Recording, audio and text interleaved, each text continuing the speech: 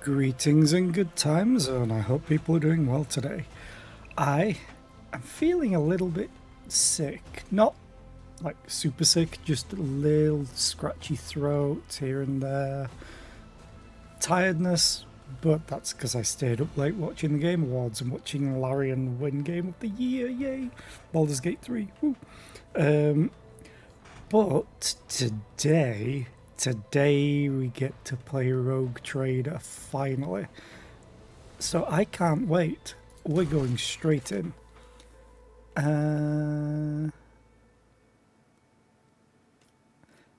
You can collect data, that's fine.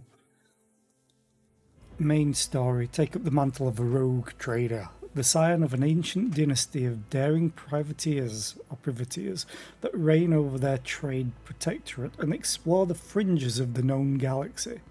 Darkness looms over the bloodline of von Valancius as it faces multiple threats from within its own ranks and without as countless enemies to seek and destroy the most daring and brave agents of humanity.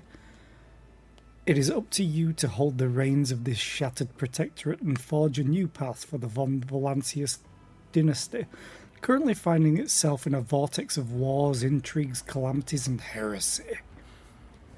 The stakes are high and rise even higher as you cross paths with terrifyingly powerful and ambitious adversaries in the darkness of the Coronis Expanse. Yeah, good. Also, I can't believe that we can get an actual space marine, although a space wolf to be exact. Okay. Yeah, this is this is pretty much just the Pathfinder. Oh, there's space combat.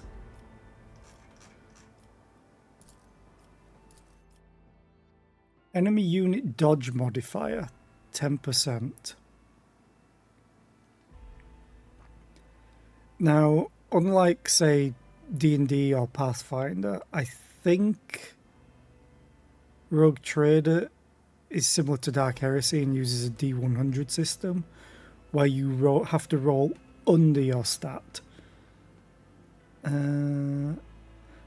A parameter that helps negate damage from melee and ranged attacks. If the character is attacked, they will automatically try to dodge the attack, no matter the weapon. Base dodge chance is 30 plus target agility minus attacker's perception %. This chance can also be affected by abilities and effects that influence dodge chance and will depend on the attacker's dodge reduction. The base value of this stat is the sum of the attacker's perception and half of their agility score if the character uses a melee weapon. When dodging an area attack made by a ranged weapon, the character can only move up to 3 cells in order to leave the affected area. Only in this case can a dodge be successful. If for some reason the character is unable to leave the affected area, they automatically take grazing hit damage. Cover bonuses, okay.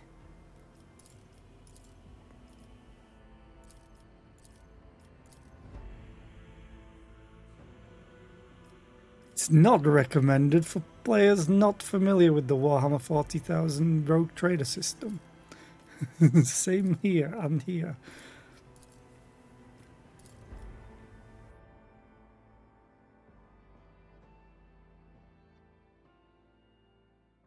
With momentum, your party members can use unique abilities called heroic acts and desperate measures.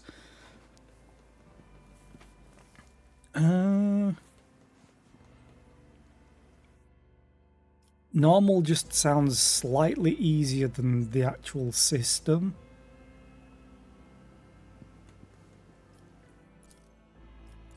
Oh, you have a minimum damage dealt to enemies? Okay. This value is a percentage modifier for the base characteristics of all non-player characters, excluding the player's companions. I think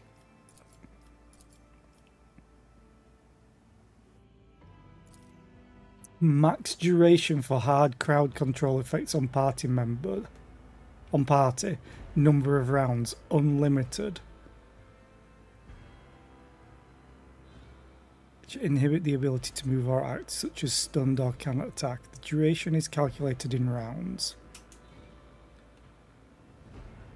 Okay, I think I'm just gonna do daring, which changes all of these stats.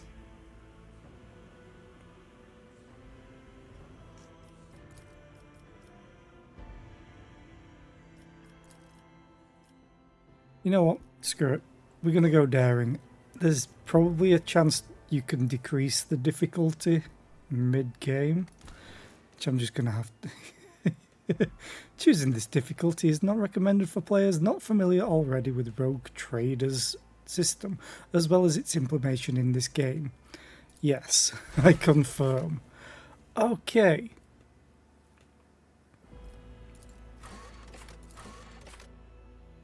Oh, you look cool. However, we have to do a custom character. So this might take a while, just as a warning. Create your very own Rogue Trader from scratch. The possibilities are endless when it comes to customizing your character and choosing their homeworld, gender and background.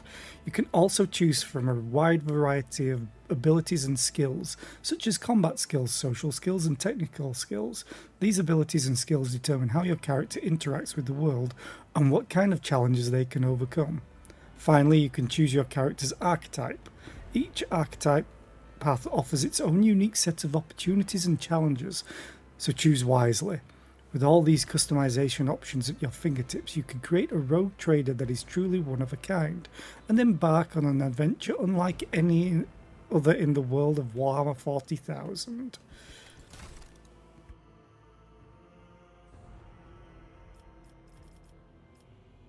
Do I do male or female this time?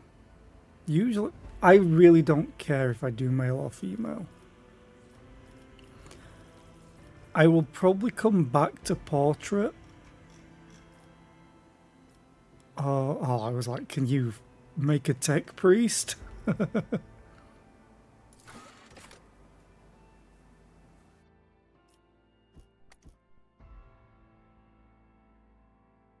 Clothes not available yet.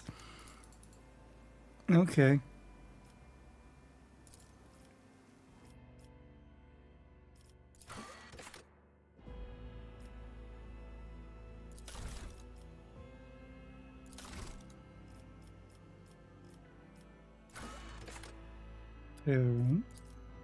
There, male or female. Let's do male.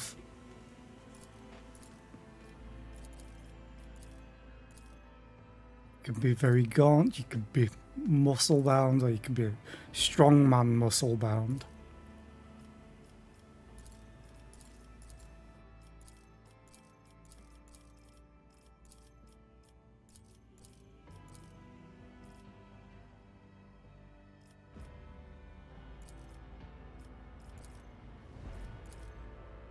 I want to see no light.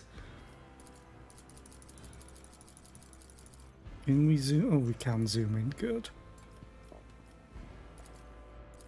Oh, the thing is, I think it's also just put tattoos and scars on already. No. Why do I already have... Oh. It has. Okay.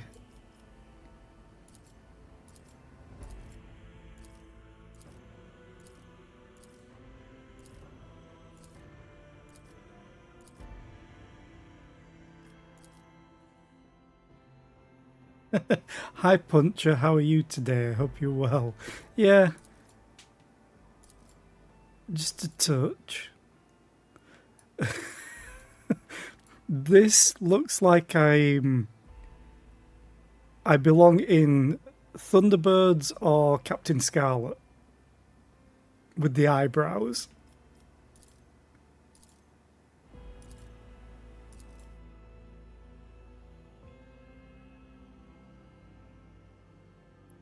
Well, in this game, you look at it from above.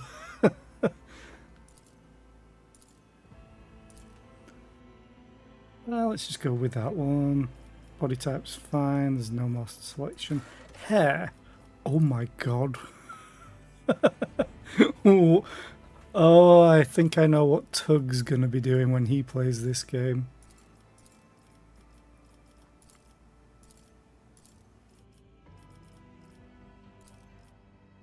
Oh, we could go for the samurai look.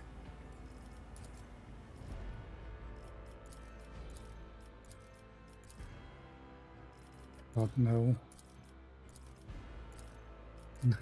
Vegeta!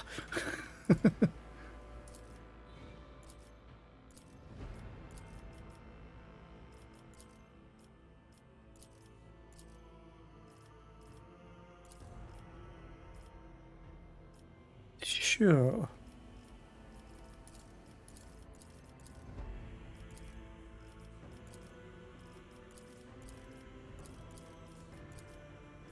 Can go for white. Ooh. Can also go for red.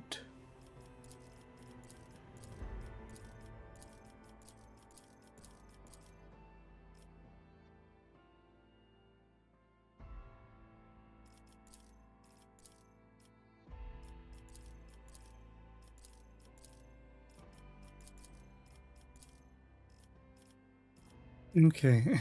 Eyebrows. Thick. No eyebrows.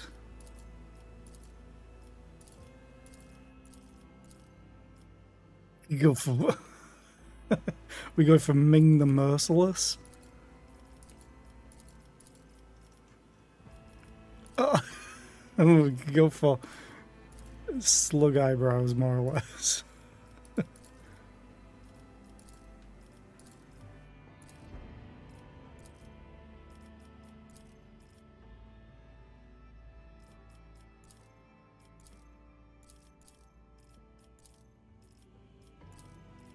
I actually don't mind the original ones, but I might do curved. Eyebrow color can be changed. Okay, well, yeah, jet black.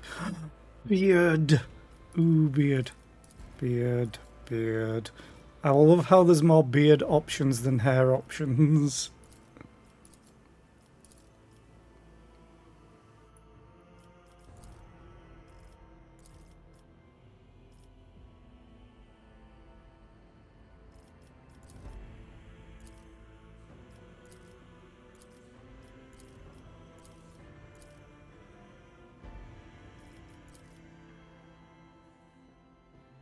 Hey, Puncher. Hey! Beard.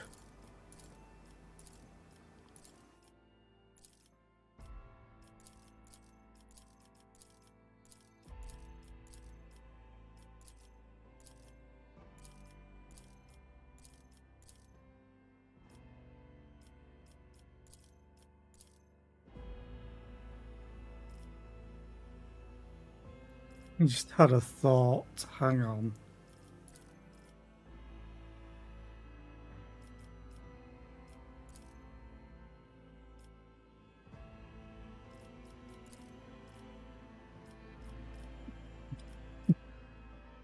Where is it?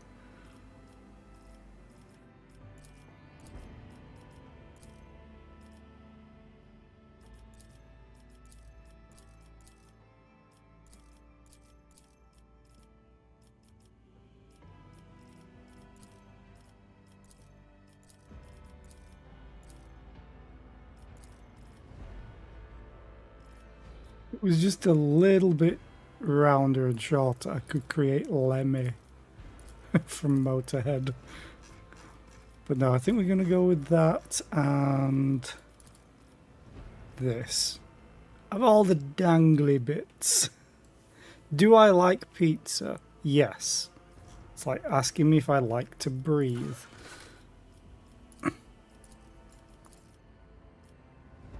Okay, the Emperor protects. Oh, I've not seen Sleep. It's a little too close to real life.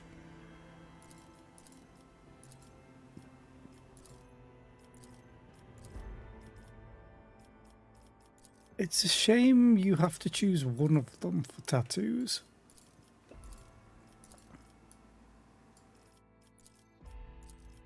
The thing is, I may end up changing all of this depending on... Wait, hang on. There was just multiple pages with the tattoos. Oh no, they're not multiple pages. You can have multiple. Ooh, okay. It's cool.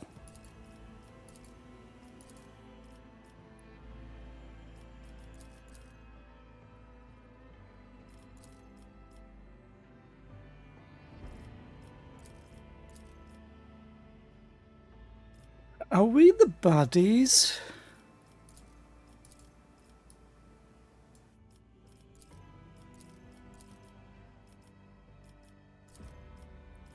What are the scars like?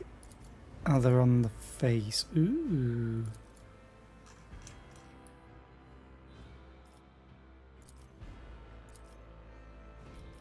Hey, look, I'm Squall.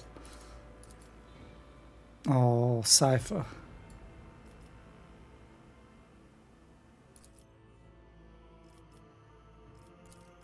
Let me just deselect that so I can see the scars.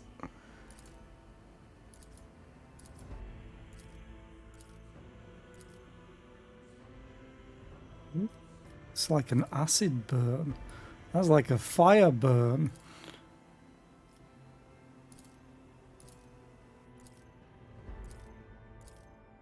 I kinda always like the single scar down an eye, especially if you can change the eye color. Oh, augmentation. Ooh. Hang on a minute. I can't see them because of the beard and stuff.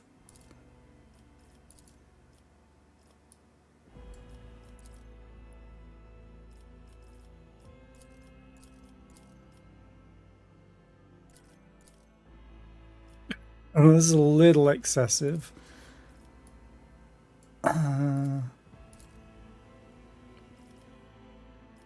You can have multiple. Oh, can you like literally go full tech priest?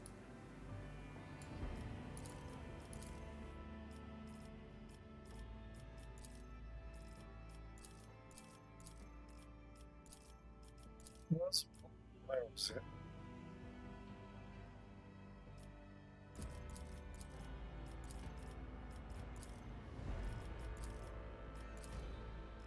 You sort of hidden underneath the hairline.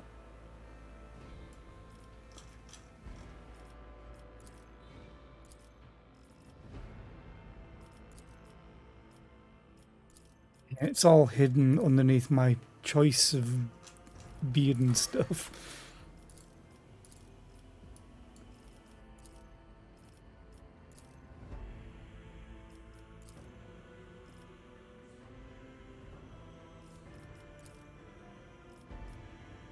Such a change.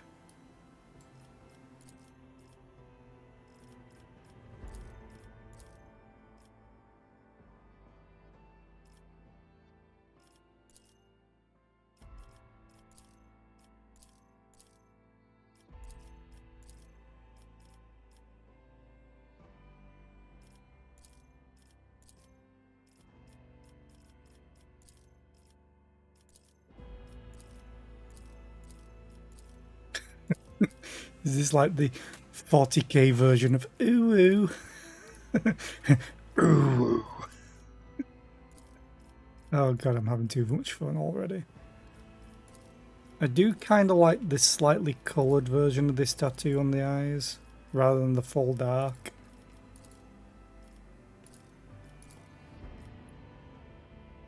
Just can't zoom in any further. So Excellence matters. For the glory of the dynasty! We have purified the battlefield of the enemy's taint. Okay. The Emperor gave me a vision. Let my fury rain down upon thee.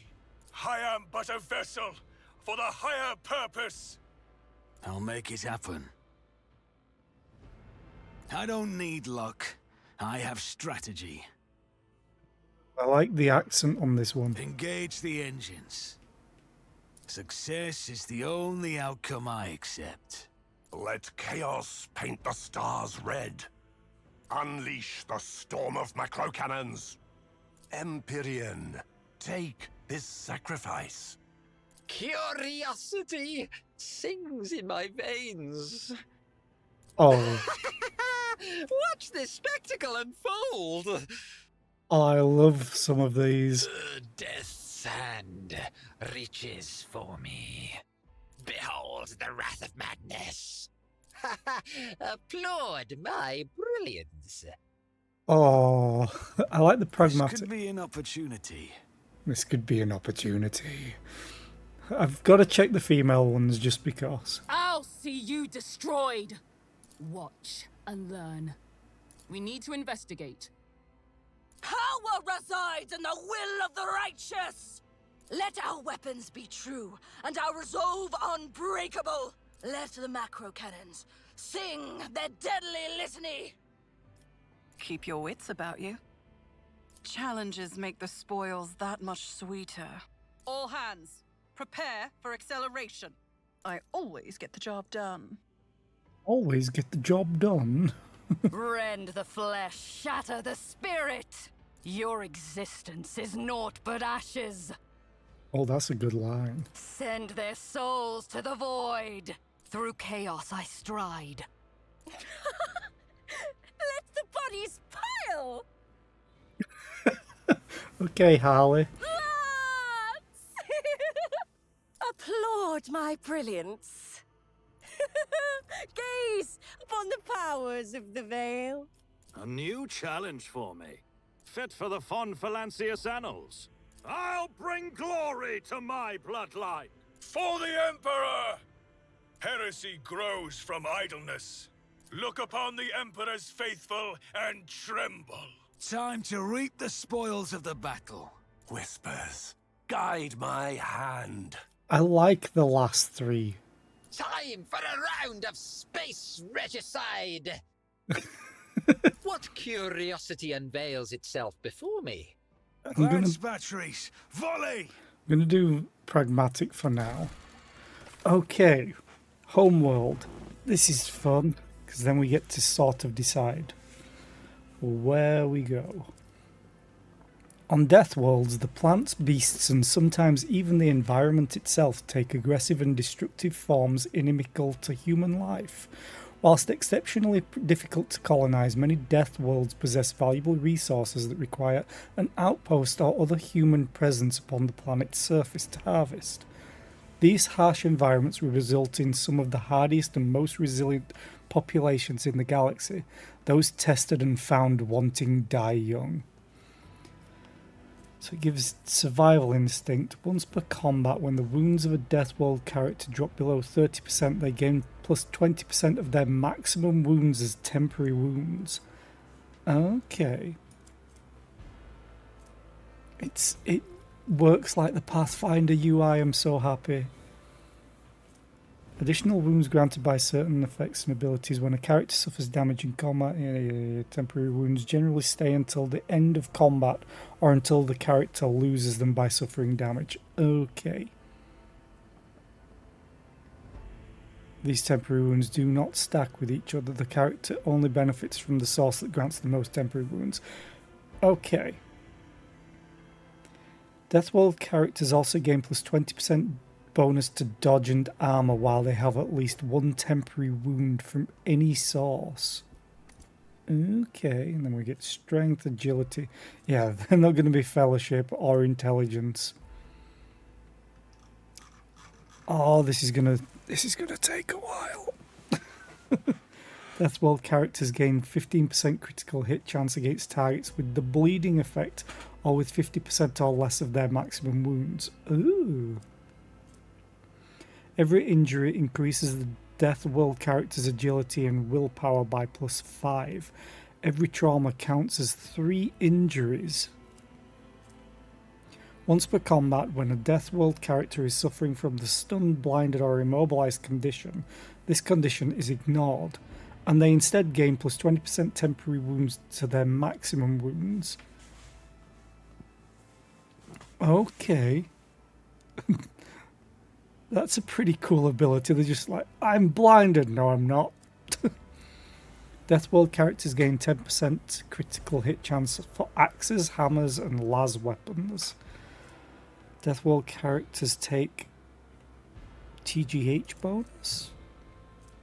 Toughness bonus. Less damage from flame, toxic damage, and bleeding effects. Okay.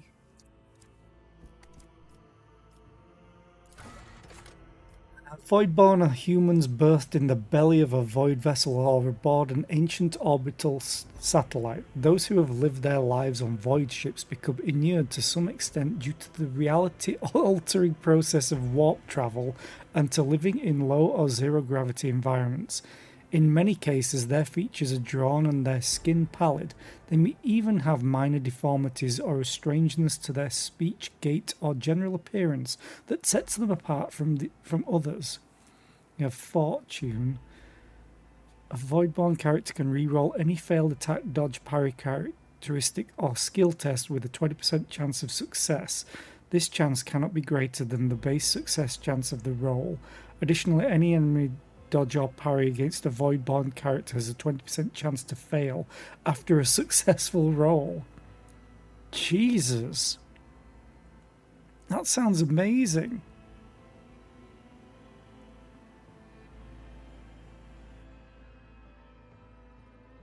So if they fail in any of those, they re-roll with a 20% chance of success. Oh, that's pretty badass.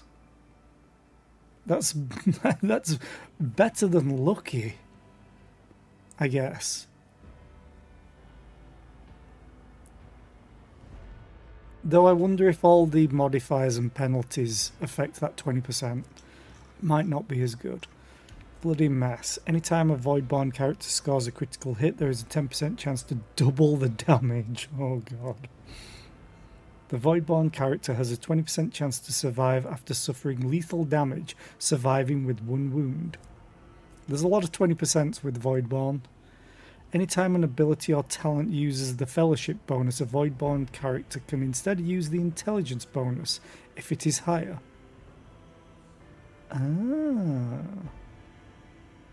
Additionally, Voidborn characters can always upgrade Intelligence even if their archetype does not allow it. Ooh.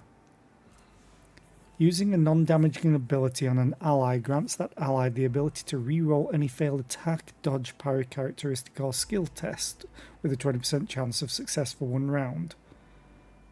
Okay. Using a non-damaging ability on an enemy grants them a 20% chance to fail a successful dodge or parry test against any character for 1 round.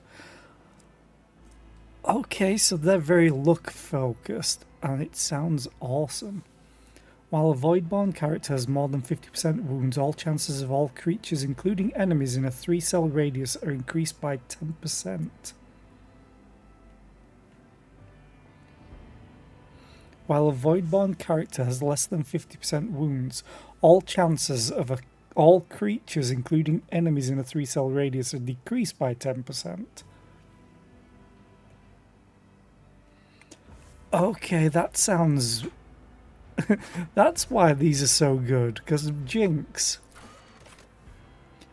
The Hive World's population is so dense that great swaths of the surface of the world are frequently covered in gargantuan cities bejeweled with towering spires that pierce the atmosphere.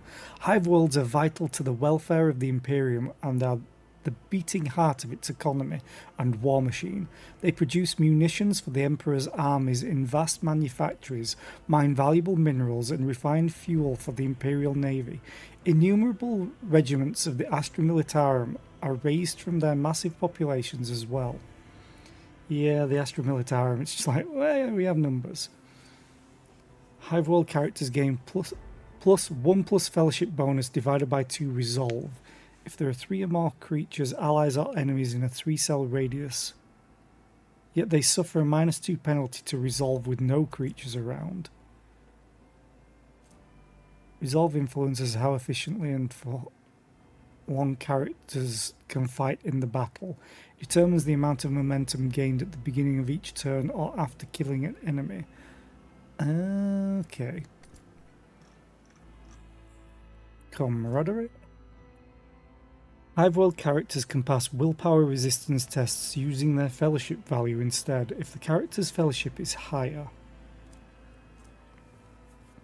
All ranged weapons dealing physical damage have +1 damage, +5% armor penetration, and +1 rate of fire, and -5 to recoil. Okay.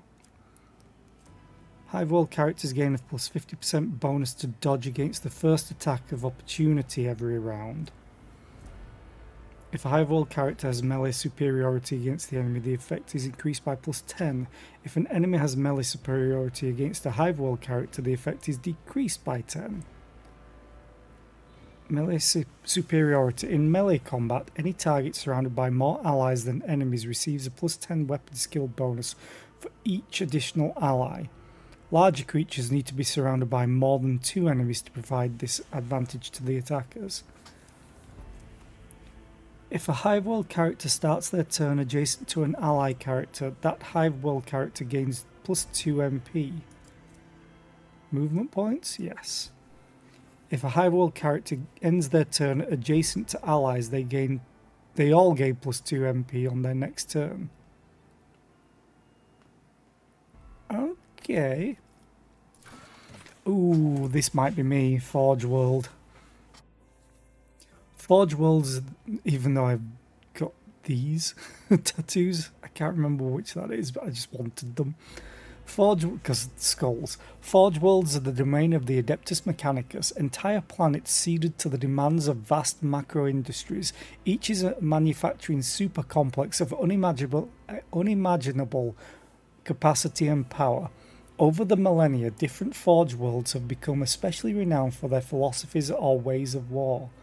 These are often coloured by the technologies they specialise in manufacturing.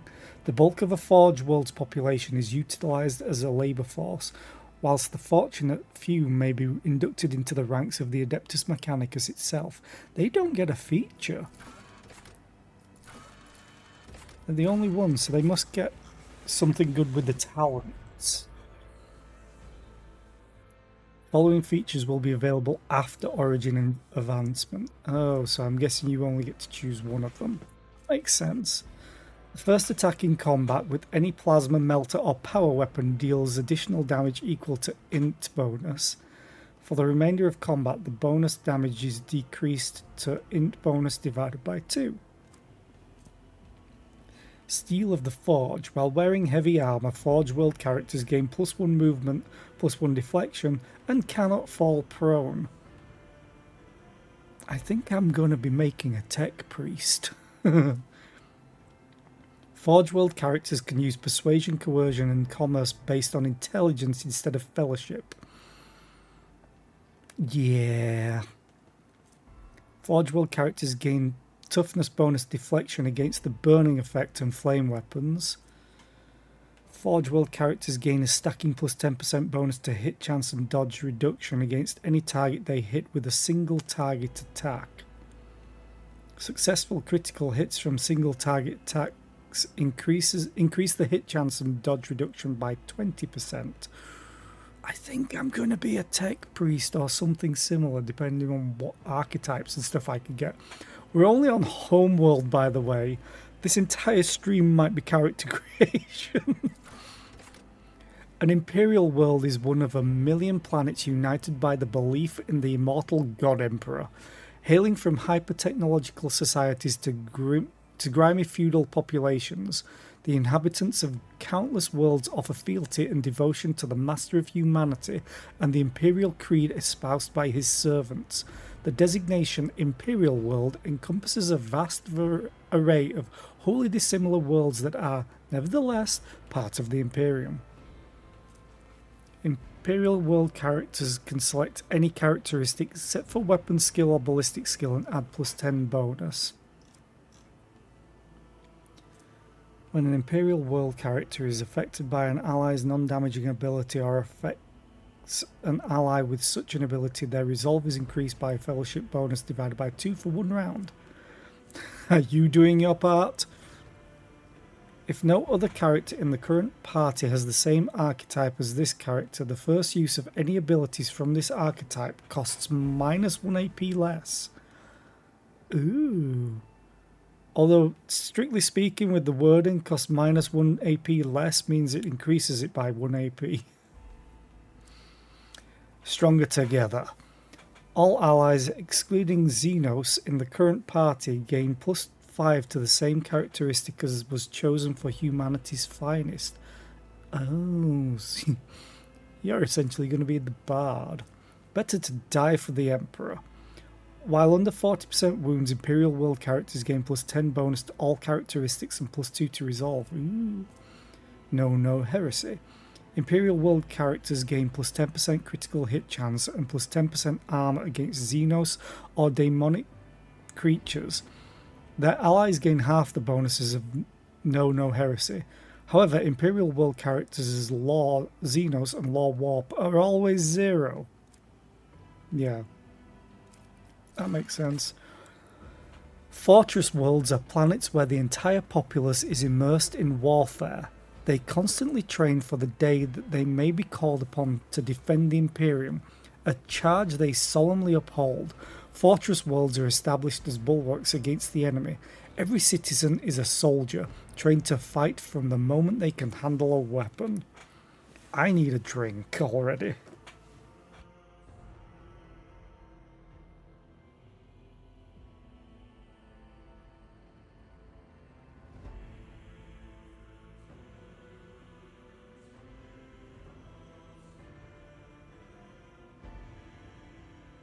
Okay, never stop shooting. Each time a Fortress World character kills an enemy, they gain +10 stacks of never stop shooting. At the start of their turn, there is a stacks of never stop shooting % chance that the first attack this round will cost 0 AP and will not count toward the attack limit per round. If this effect triggers, all the stacks are lost. Okay. That's cool. So they just get as long as they kill enemies, they just get an increasing amount of chance that the first attack costs 0 AP until it triggers.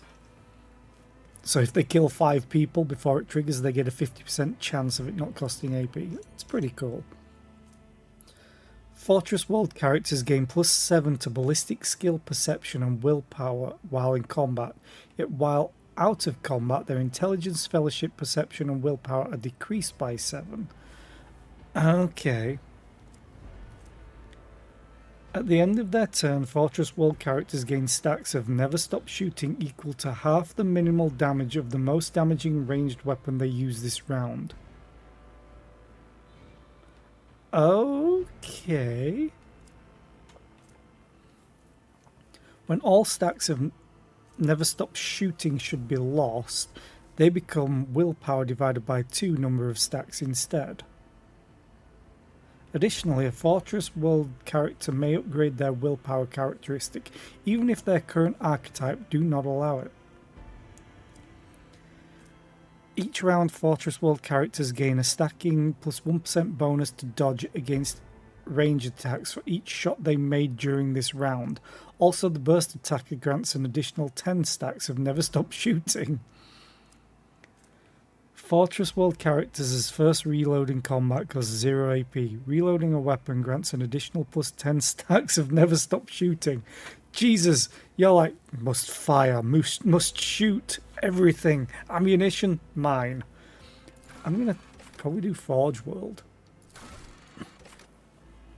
Forge World characters gain +10 +int bonus critical hit chance. Ooh. Wait. If it's same as Dark Heresy, because Rogue Trader was similar, I never played it, but I played Dark Heresy. Crit chance was always if you rolled double numbers on the D100, as long as you hit. So say if you had a skill of 40 and you rolled a 33, it would crit. Oh, I get to choose one. Forge World characters gain agility bonus divided by 2 movement points and plus 2 times agility bonus dodge chance. Okay, so you're heavily movement and dodge. Forge World characters gain plus 5 plus 2 times toughness bonus percent armor.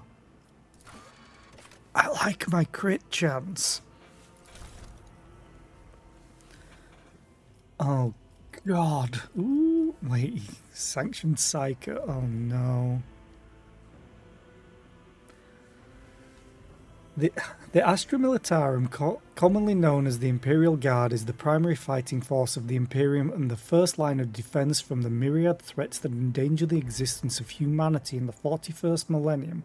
You've served as one of the commanders of an Astra Militarum regiment, commanding thousands and winning battles in the name of the God Emperor.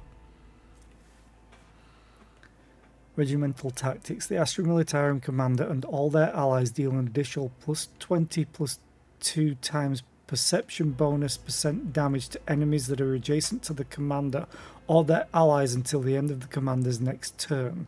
All of the commander's allies also take no damage from other allies as attacks. Can only be used once per combat. Oh god, there's so much.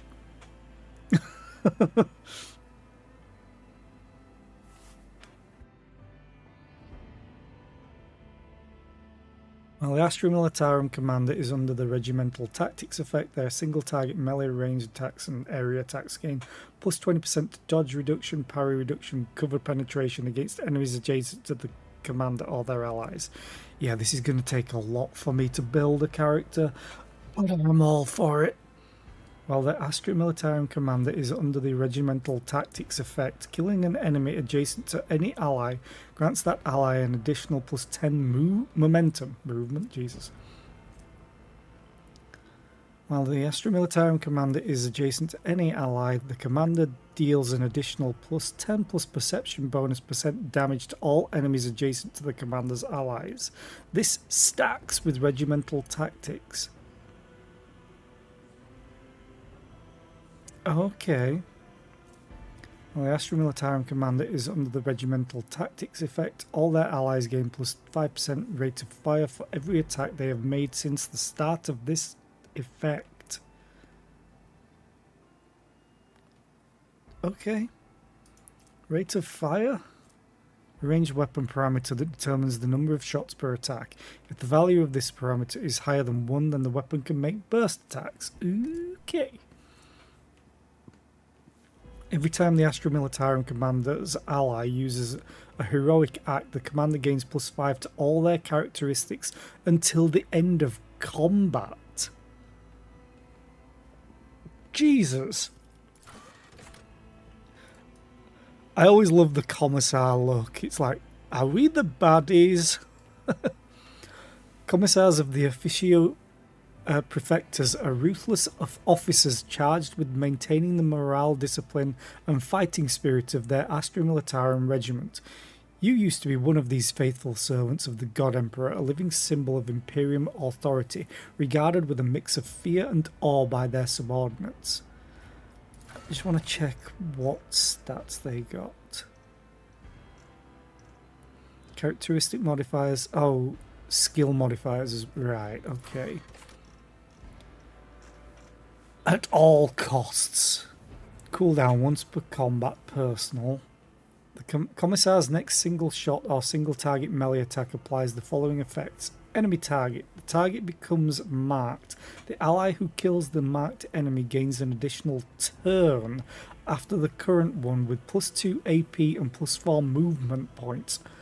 Allied target. All allies gain an additional plus 1 AP and plus 3 MP for the next round. Wow. The Commissar themselves cannot gain bonuses from this ability. Yeah. The fact that they're giving it AP and movement already to their allies, like all allies gain it. And if they kill the target, they get more. While the Commissar's ally is under the effects of at all costs, that ally suffers plus 50% damage, but gains plus 2 AP and plus 4 movement points instead of plus 1 and plus 3.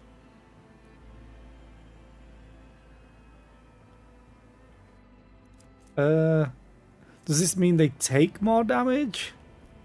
Because they say suffers? Oof, yeah. Motivation. Anytime the Commissar grants additional movement points to any ally character, they give plus 2 movement points more. For the Emperor! When momentum is less than 100 points, killing the marked enemy or targeting an ally grants plus 20 plus 2 times fellowship bonus momentum. Momentum lets you do heroic acts, yes. And desperate measures.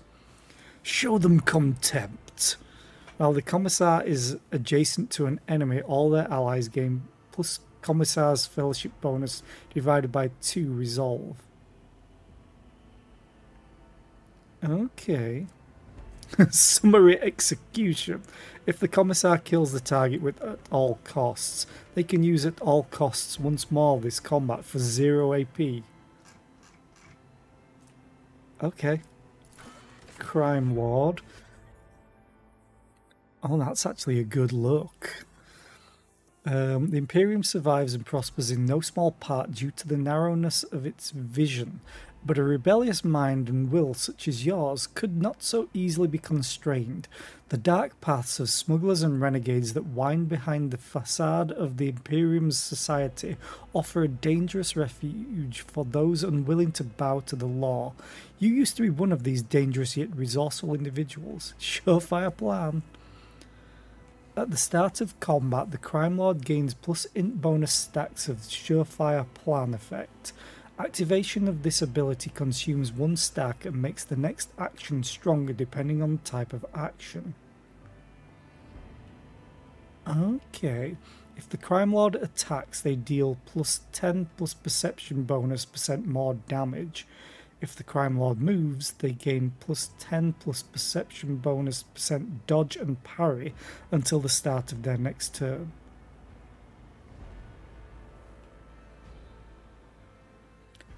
I don't read a lot, but I know of Enid Blyton. If the Crime Lord uses a non-damaging ability on an enemy, that enemy suffers a minus 10 plus int bonus % penalty to damage for 1 round. Can be used multiple times per turn. That sounds awesome if you have a lot of intelligence, because it's at the start of combat. But I notice you don't get intelligence. Killing plan. The bonus damage of Surefire plan is increased by plus 2 times weapon skill bonus %. Killing at least 1 enemy with an attack restores 1 stack of Surefire plan. Ooh! An enemy affected by Surefire plan also suffers a minus 10 plus 2 plus perception bonus % penalty to dodge and parry reduction. It is perception, yes. Once per combat, if the Crime Lord has at least 1 stack of Surefire plan, they do not die from lethal damage. Instead, they heal 5 times Surefire plan stacks % of maximum wounds, lose all stacks and can no longer gain Surefire plan stacks. During this combat, I'm guessing. Because the first line is once per combat. Have I thought as working as an ebook reader? No. The bonus to dodge and parry from Surefire plan are increased by plus 2 times agility bonus %. Dodging or parrying at least 1 attack by the start of the next round restores 1 stack of Surefire plan. Oh. One of the free ones, not the paid one. Yeah. If I did that, I would want to get paid. I really hope this game doesn't suck, but it's by Owlcat, and they've hopefully learned their lesson since Pathfinder. Like, Kingmaker was kind of bad on release, but they turned it around and made it amazing. And then Wrath of the Righteous was awesome. This seems to be, I hope, streamlined. Plus, it's not trying to kill my GPU like Pathfinder did at times, especially on the menu screens. If at the start of a turn the Crime Lord has no stacks of Surefire Plan, they gain +1 stack. Oh, that's awesome. So you can always get... The Ecclesiarchy, known formerly as the Adeptus Ministorum, is a vast institution that oversees the galaxy-spanning religion of the Imperium. The Ecclesiarchy's complex hierarchies of cardinals, missionaries, preachers, and zealous laity ensure that the prescribed prayers and invocations are made, all the while instructing the masses to guard against heresy and deviancy. You used to be one of those fiery and charismatic individuals concerned with keeping a close watch on your congregation. Yeah, I'm probably not going to be a quote-unquote healer. Grants momentum equal to 2 times devotees' willpower bonus. This ability also grants an additional WP?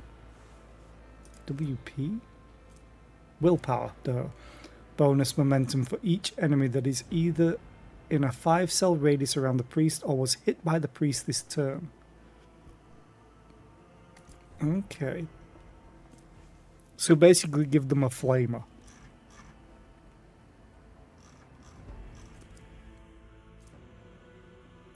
Yeah, I'm probably not going to play this at all. All enemies in the area of effect of War Hymn of Furious Recital gain +1 stack of the Disturbed effect.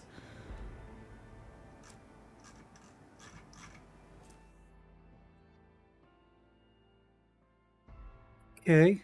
War Hymn. Oh. This. Okay. They just give it the full name here. Warhammer games can be hit or miss, but this is based on the TTRPG. So, I think it's got some help in that regard. Enemies that are adjacent to the devotee gain +2 stacks of Disturbed instead. What does Disturbed do? To any willpower or fellowship tests. The effect will be removed at the end of combat. If gained outside of combat, visit the void ship to remove. Okay. Also, all demons in the area of effect suffer damage equal to the momentum restored to the devotee while using this ability. Shield of Faith, the devotee gains +4 times willpower bonus % to armor against attacks of demons and warp damage. The devotee's resolve is also permanently increased by willpower bonus divided by 2. Permanently? Flensing Faith. Melee, flame, and melter attacks against demons and psychers deal an additional +2 times willpower bonus damage and gain +6 times willpower bonus % armor penetration. Such attacks against Xenos deal an additional willpower bonus damage and gain +3 willpower bonus % armor penetration. Okay. Devotee and their allies in the area of effect of Warhammer Furious Recital gain devotees willpower bonus divided by 2 damage for single shots and attacks of opportunity for 1 round. The Emperor protects. The devotee gains a willpower bonus % chance to ignore any enemy attack. Oh, yeah, that's pretty badass. It's very low, but if you have like 5 willpower bonus, it's 5% chance. 1 in 20, just to ignore.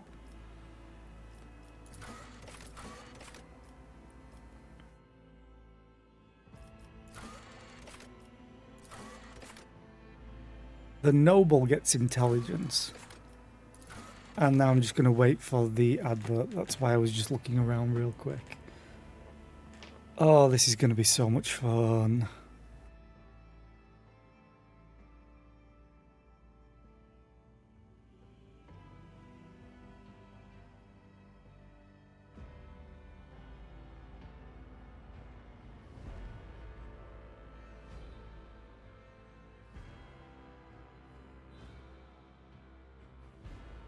It's going to be so much fun, except for my voice. I hope there's a decent amount of voice acting, but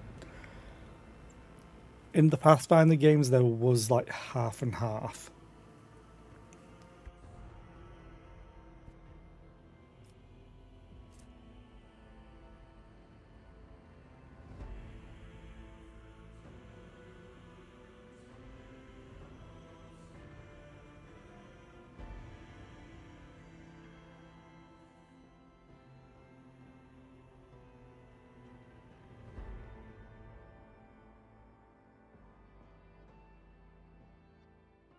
That's pretty. Okay, that'll take some understanding, I guess. Unless you can take multiple archetypes.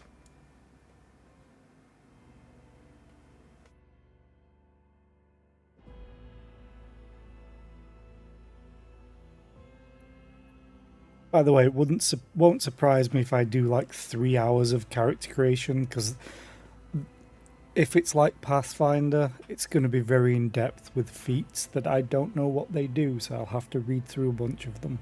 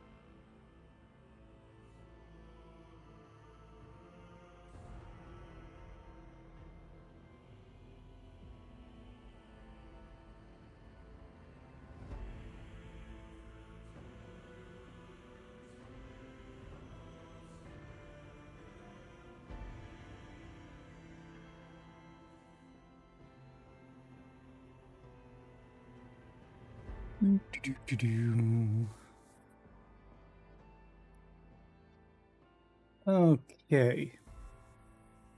And we're back. The Imperial Navy is responsible for the fleets of void ships. Oh, 1 second.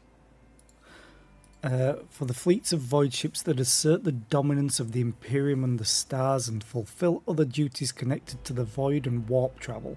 You used to be a Navy officer and a commander of a void ship, hardened in numerous battles and famous for resounding victories. Brace for impact. For 1 round, the Navy officer and their allies in a 3-cell radius gain +2 deflection for each archetype taken by the Navy officer. Makes me think you could take more than 1 archetype, which if so, that's a lot of character customization, I guess. They also cannot be forcefully moved or over-penetrated. Kinky. Do not falter. All allies affected by Brace for Impact do not suffer the negative effect of melee superiority for the entire combat. What? So if any enemies surround a character and they have Brace for Impact, they're just like, nah, you don't get anything. Perfect timing. All allies affected by Brace for Impact gain +30% to cover penetration. The Navy officer also permanently gains +15% to cover penetration.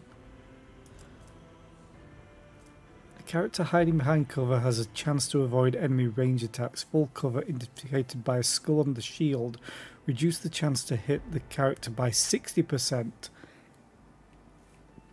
Partial cover reduces the chance to hit by 35%, although the chance to hit a character behind cover may vary depending on the difficulty of the game you choose and can be altered by certain abilities, talents and effects. Yeah. Get into cover. All allies affected by Brace for Impact gain an extra turn with 0 AP and 3 movement points and increase their cover efficiency by +20% for 1 round. Oh, that's pretty cool. Scatter. All allies affected by brace for impact suffer only half damage from all attacks of opportunity. A character wielding a melee weapon creates a threatened area around them. Actions of an enemy within this threatened area or one who attempts to leave it may provoke an attack with this melee weapon. So just using an effect. Okay. Get off me!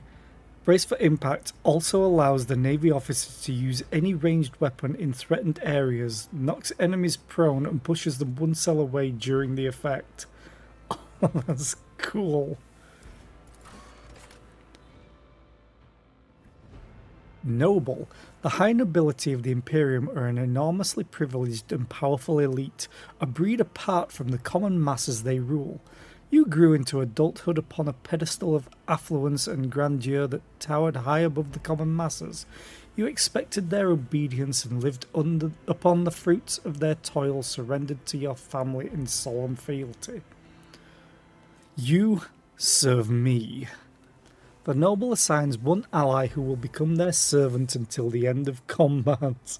Anytime the noble's abilities affect the servant gains +5 to all characteristics until the start of the noble's next turn. Anytime the servant attacks a target that the noble dealt damage to last turn, the servant gains +10 plus noble's fellowship bonus % critical hit chance against that target. Ooh. Oh no, it's... I was trying to think what my homeworld did. Can only use once per combat. Yeah, because you assign them at the start. They get intelligence. You! I love how they're all... You,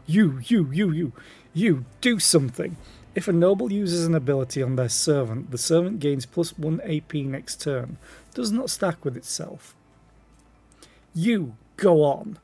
The noble's servant gains +2 movement points every turn. You are next. If the servant has less than 30% maximum wounds, the noble can use you serve me, once more in battle, designating a new servant and removing the effect from the previous one. The noble cannot designate a character who already was their servant this combat. So you just find a better person. Or someone else that's after the other one's died. If the noble and the servant are adjacent to each other at the start of the noble's turn, they both gain temporary wounds equal to the servant's toughness bonus or noble's fellowship bonus, depending on which is higher. You kill it! If the servant kills the target that the noble dealt damage to last turn, the noble gains +1 AP next turn. Hi FLC, how are you? I hope you're doing well today.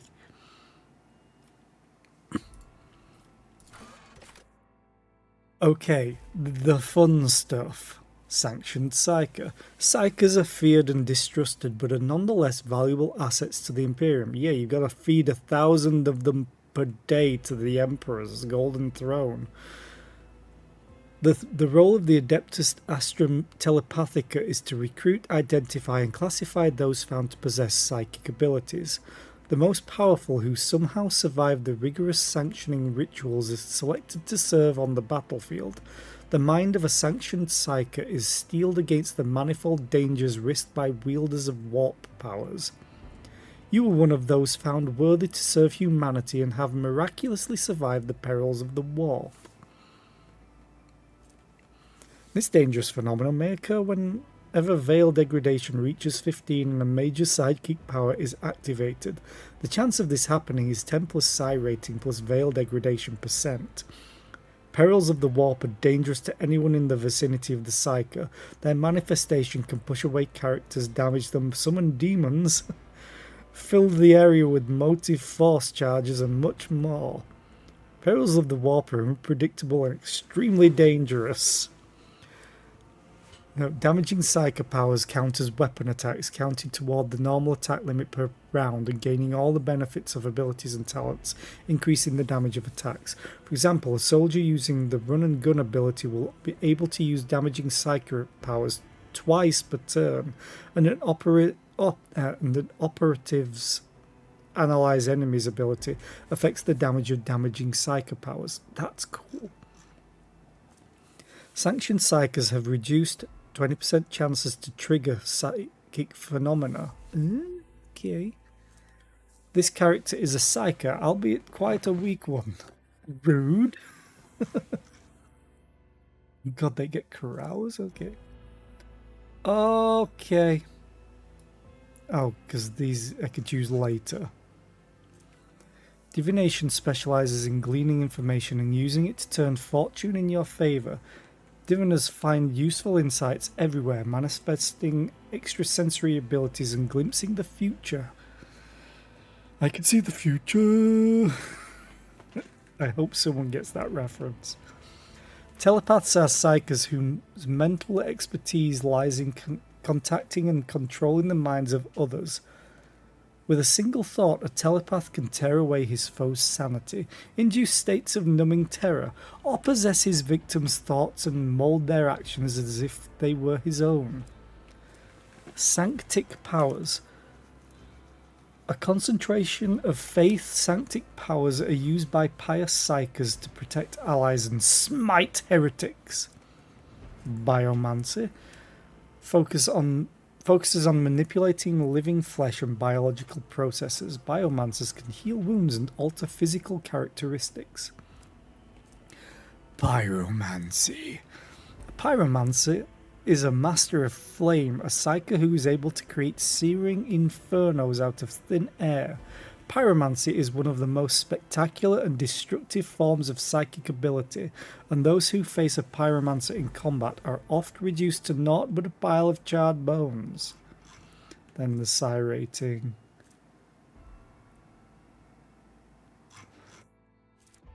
Still mind, the psyker's resolve is increased by plus willpower bonus divided by 2, while veil degradation is 10 or lower.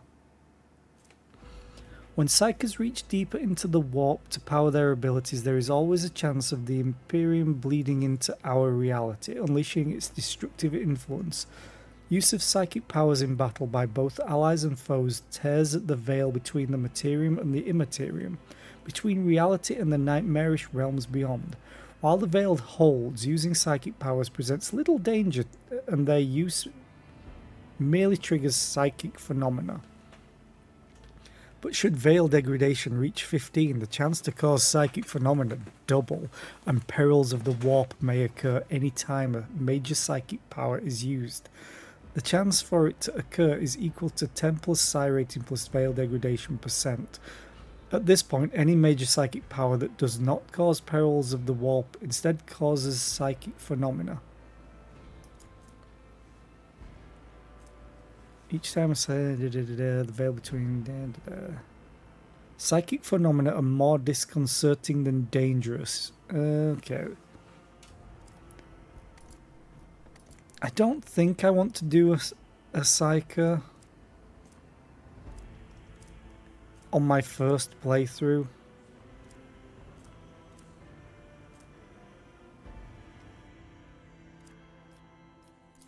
Thing is, if I'm going...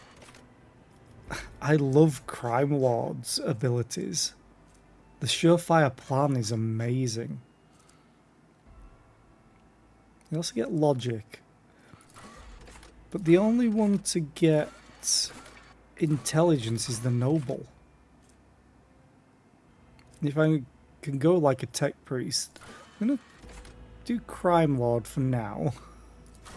Because I want to see what the archetypes are. Triumph. You manage to corrupt an entire star system and turn it into your personal den of thieves. Illustrious Glory. You stripped an ecclesiarchy cardinal of a priceless treasure that had been kept in one of the most secure sanctums of the Adeptus Ministorum. Law. You prevailed in a bloody shadow war against the void pirates of your sector. Logic.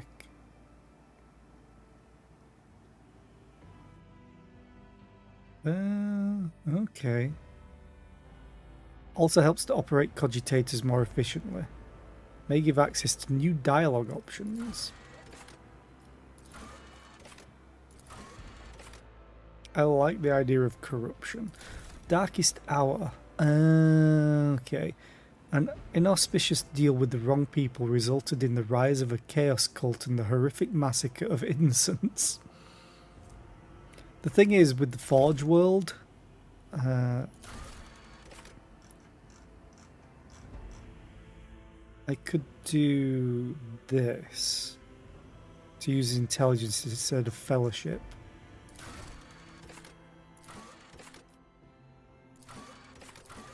Arouse. Resist negative effects applied by some poisons, stimulators, or alcohol. May give access to new dialogue options. Yeah. I want commerce. I don't think I'm going to be persuading very much. I don't know if there is intimidation. I guess I'll find out. I might go up back all the way through this to change things. I definitely need to change the portrait. Archetypes. Choose archetype to see description. You can only choose one of the first tier archetypes at this moment.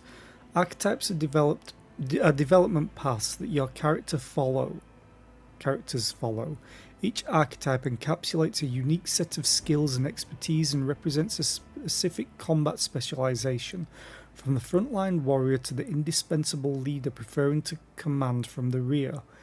Choose who you want to be in the grim dark future of Warhammer 40k rogue trader.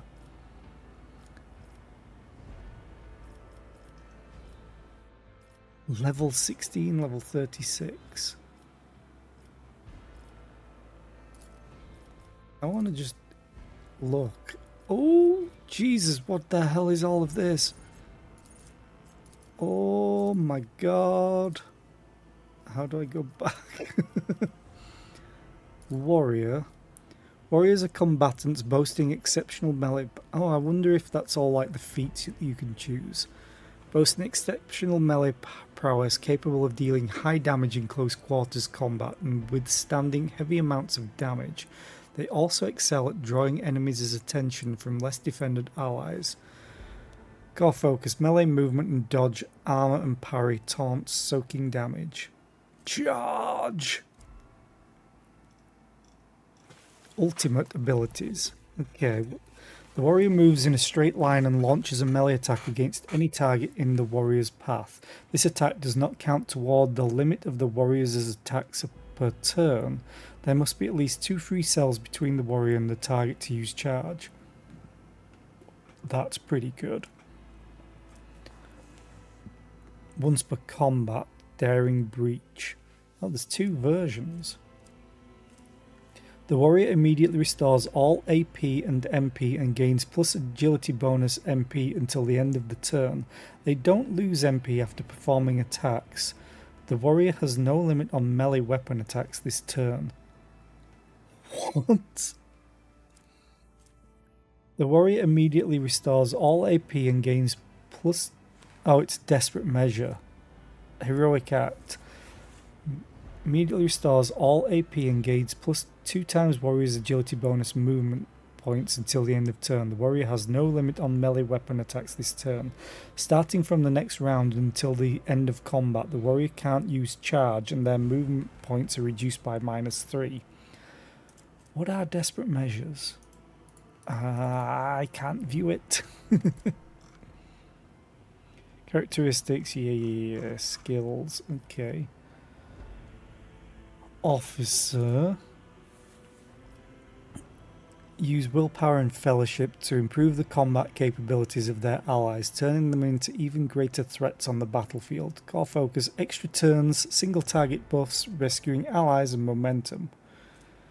The officer immediately grants an ally an extra turn with action points equal to 2 and no movement points. If the ally is under the effect of Voice of Command and kills an enemy before the end of the officer's turn, the ally gains a 1-time additional plus 2 times officer's fellowship bonus momentum. The officer forces an ally to fully push themselves, increasing their characteristics by 5 plus 2 times officer's fellowship bonus for 1 round. Additionally, all of the officer's abilities can be applied to the target of Voice of Command from any distance.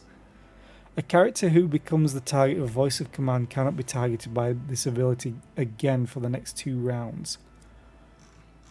Finest Hour. The officer grants an ally an extra turn with full AP and MP. During the extra turn, there is no attack limit. Until the end of combat, the officer's fellowship is halved. Okay. Operative. You get intelligence, okay. An operative uses intelligence and perception to find and exploit weaknesses in an enemy's defences. None can withstand an attack from an operative. Core focus. Precise single attacks, defense penetration, area debuffs, consistent firing position. Cooldown 1 round. The operative targets one enemy within 10 cells from the operative. That target immediately gains +1 intelligence bonus divided by 2 exploits. If the operative hits a target with an exploit stack, the attack deals +5 times perception bonus % more damage. Okay.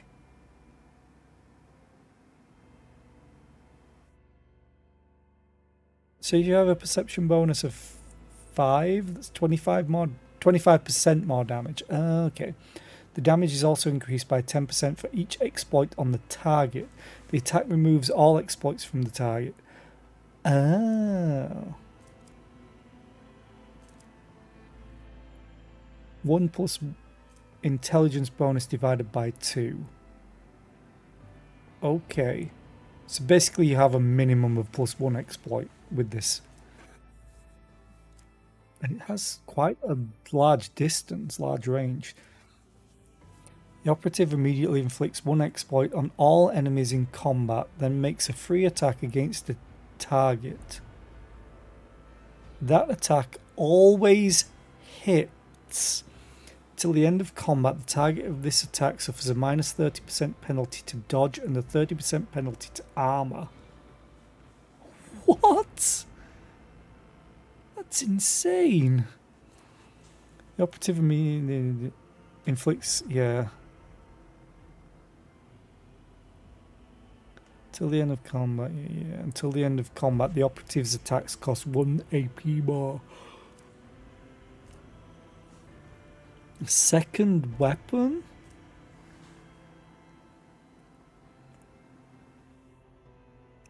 Oh.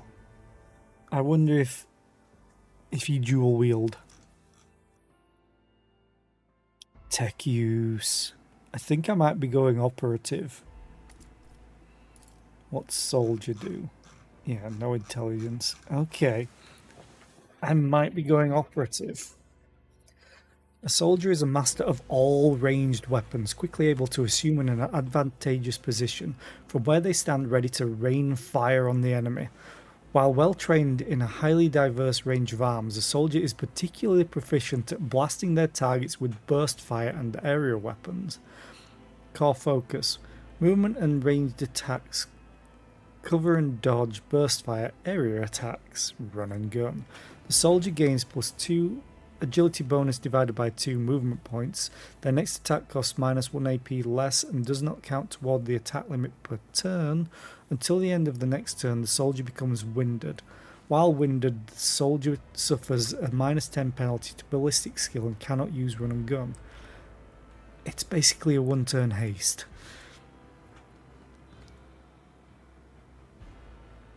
The soldier immediately removes the winded effect. Until the end of combat, the soldier gains the following bonuses: +10 ballistic skill, +5 +2 times agility bonus % critical damage, plus agility bonus % critical hit chance. This ability becomes available after the soldier kills 3 enemies. The kill counter is not reset between rounds. Firearm Mastery. The soldier gains the ability to make a number of extra attacks equal to their weapon's rate of fire, minimum 2, using the weapon's attack that normally costs the least AP. These attacks do not spend AP. Until the end of the soldier's turn, their first attack against each new enemy automatically scores a critical hit. The soldier immediately reloads their current weapon. Okay.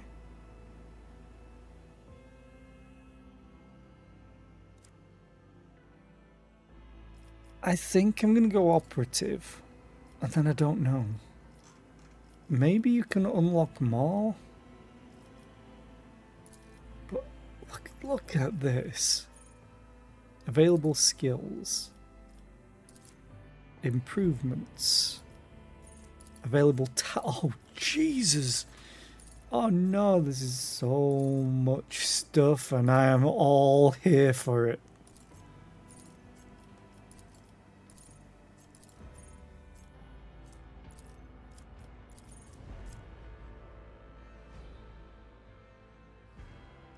Oh no! You're gonna lose that. That emote is amazing. Oh, so sorry, FLC. Maybe you'll get another one. At the start of each turn, the operative inflicts +1 stack of exploit effect on all enemies in the operative's line of sight. Ooh, that's that wording. If the operative hits a target with an exploit stack, the attack deals... Yeah. We read all that. So this just happens, which is awesome, because you always are going to deal more damage. Oh, I like that. I'm guessing dismantling attack, yeah, you might have to unlock them. Oh, I wonder if you go around.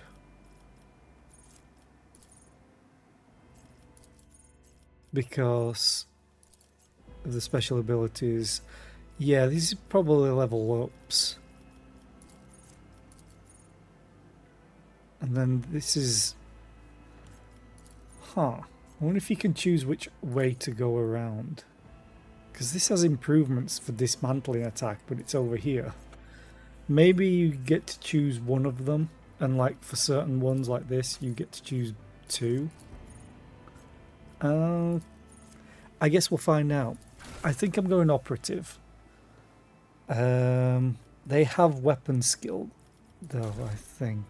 Hang on. Back to archetypes. Operative. Oh no, they have ballistic skill too. But they have intelligence, and I kind of want to do intelligence stuff because of Forge World. I do like Crime Lord rather than Noble.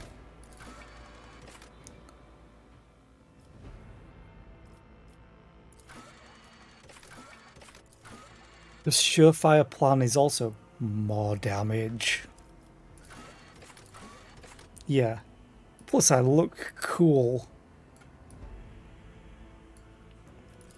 Characteristics. We get 30 points to spend. Toughness is already higher. Intelligence is higher. This is probably from Forge World. Yeah. Your Forge World. Your Crime Lord. And Fellowship. Oh yeah, because of Forge World stuff.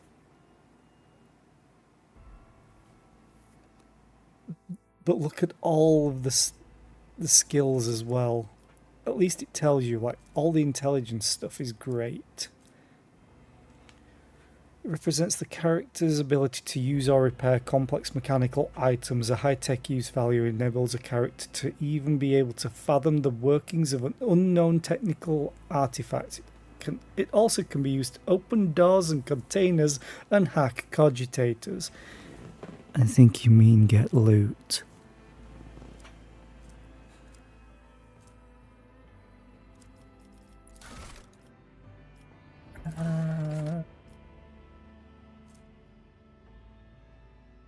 I do want carouse. Oh man.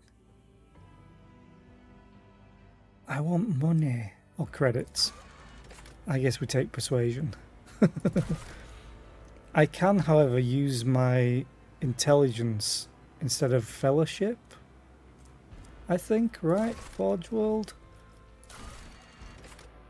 If I get calculated relations, because the following features will be available after Origin Advancement.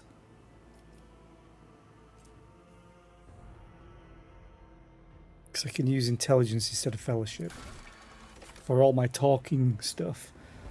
I don't know if I want to go melee or ballistic.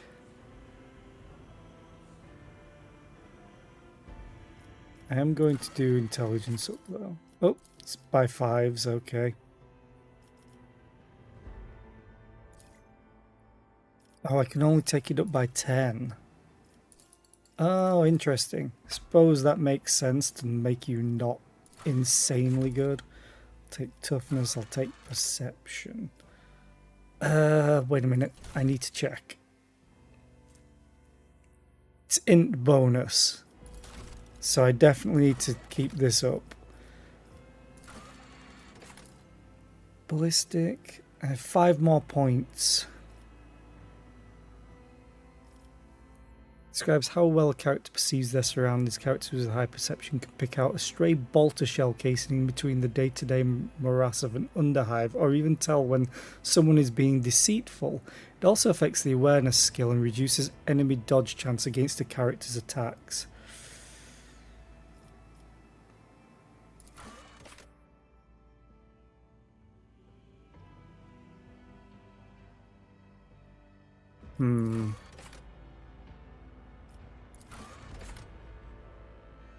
I kind of want to do ballistic skill.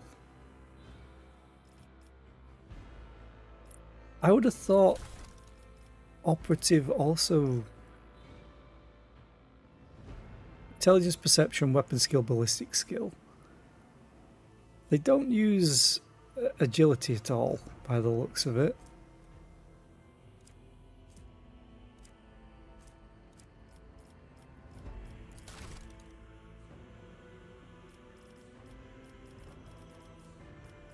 So I either do this or take perception higher.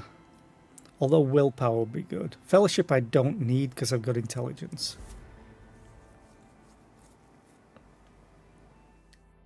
Right. Homeworld. What is it? Persuasion, coercion, and commerce. Coercion, commerce, and persuasion. So I would literally have no fellowship based skills, so this is fine. If I could lower it even more, it would be great.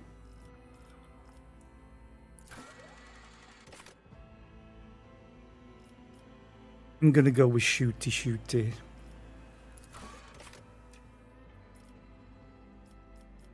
Void ship. Sword class frigate. The Sword class frigate is a classic combat ship design proven in thousands of battles, combining decent firepower, high speed, and respectable survivability. Estimated dimensions: 1.6 kilometers in length. That's a mile. 0.3 kilometers abeam at the fins approximately. Okay. 6 megatons approximately. Estimated number of souls, 26,000 people on board.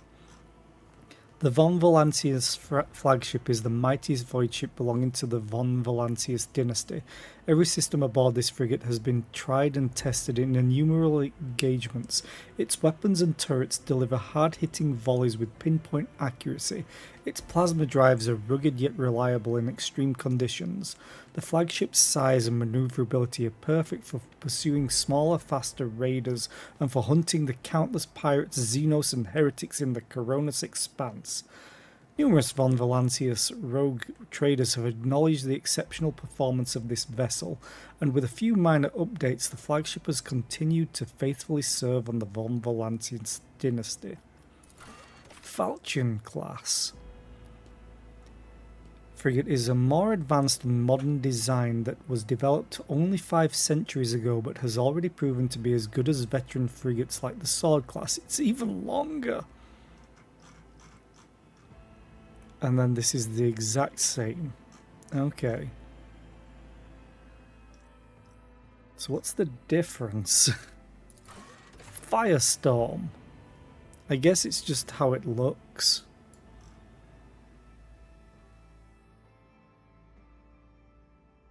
Designed to deliver fire strikes against larger enemy ships, not shying away from engagements with a superior opponent.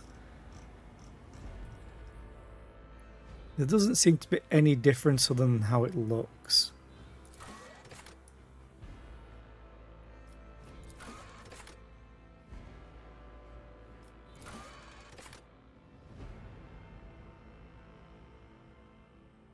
I kind of like this one.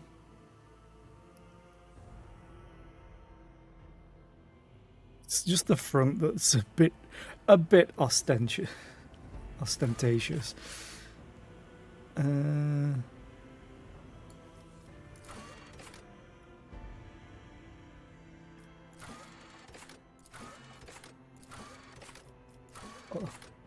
Also, this one's got a goddamn statue on top of it.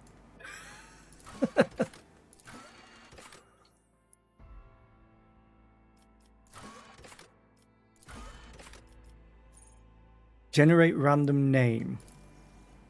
Invictum Erebus.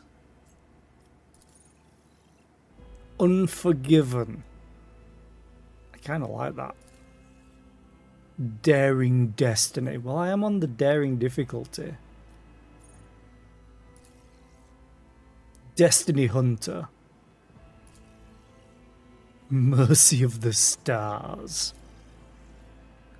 Charybdis. Ooh. Seeker's Haven. Apex Predator. Atonement of the Abyss.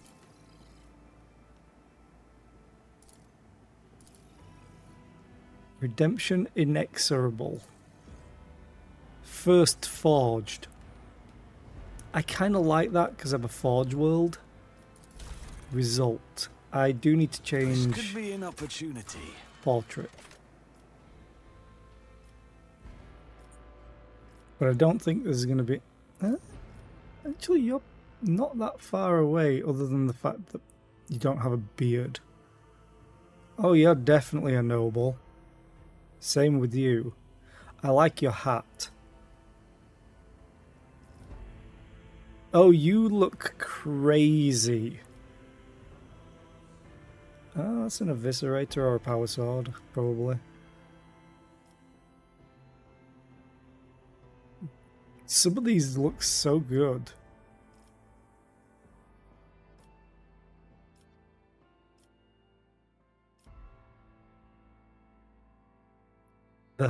This is the hairstyle that I think Tug is going to pick if he plays this game. You kind of look like... I imagine a predator as a human.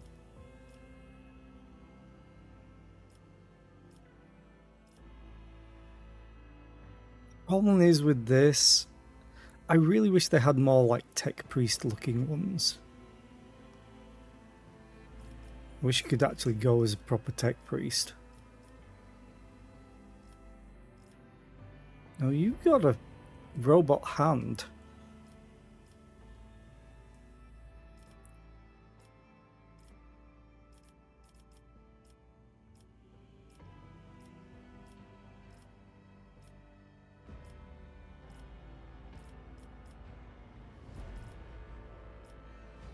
Problem is, none of these look like what I want my character to look like.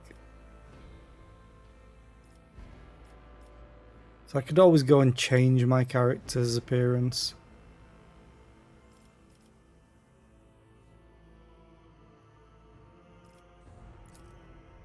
Like, that would be the closest, kinda,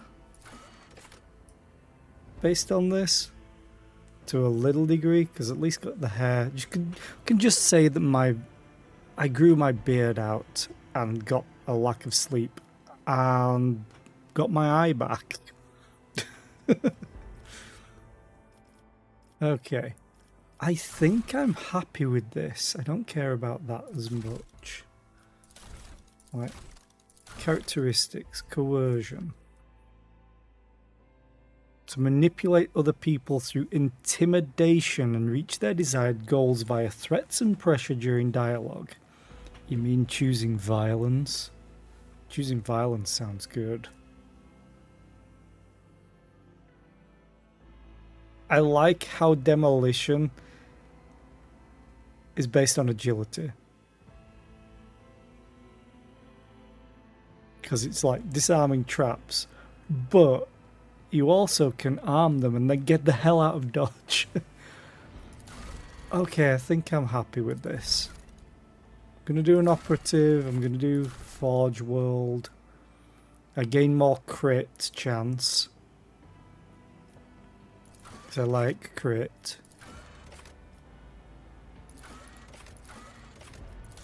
Triumph is more logic. Does logic do... Oh, rational arguments.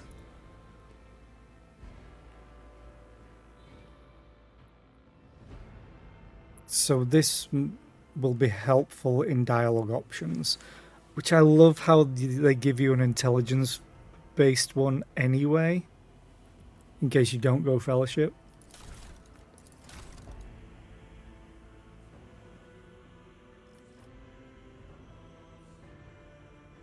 Assassin, Bounty Hunter, Grand Strategist.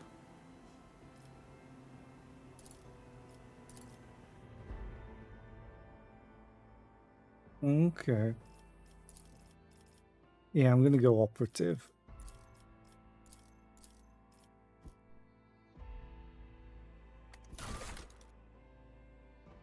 Do that.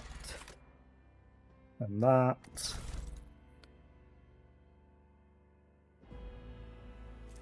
So I've got Surefire Plan, which is based on my int bonus, which is great. Analyze enemies, and I'm Crime Lord.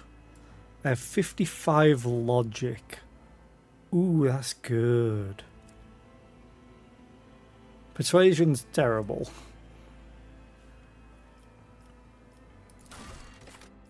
I'll make it happen. Lance batteries, to arms! Engage the engines. Yeah, okay, I'm happy. Let's go. Enter name.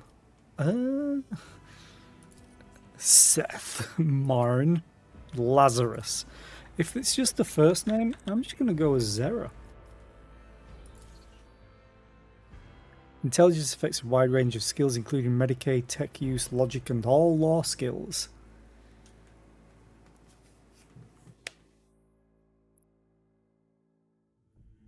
That last 5% is a doozy, apparently. I'm going to have a quick drink.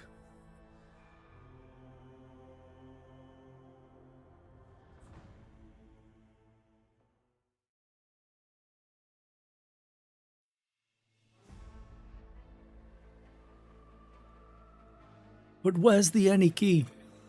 I clicked a button.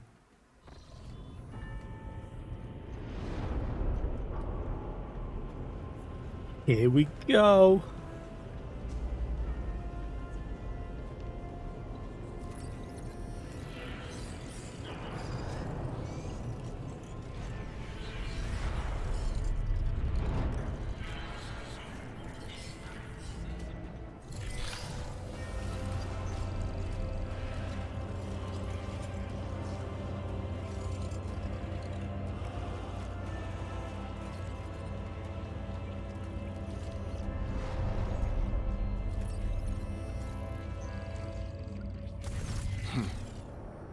An excellent place for contemplation.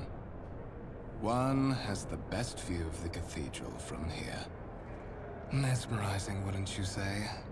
An impeccable manifestation of the God Emperor's sublimity. You might need to lower the special effects volume, but I'm not sure if I can enter the menu here. I'll try though. But I like that there's voice acting. You're in a dialogue. Here you can learn more about current events, influence the character you are speaking to, or even alter the course of the game's narrative. Your character's personal story depends on the dialogue choices you make. Available dialogue options are displayed on the right. Select to reply by clicking left mouse button on it or pressing the corresponding keyboard on your corresponding digit on your keyboard. Got it. Oh, good. Options. Sound.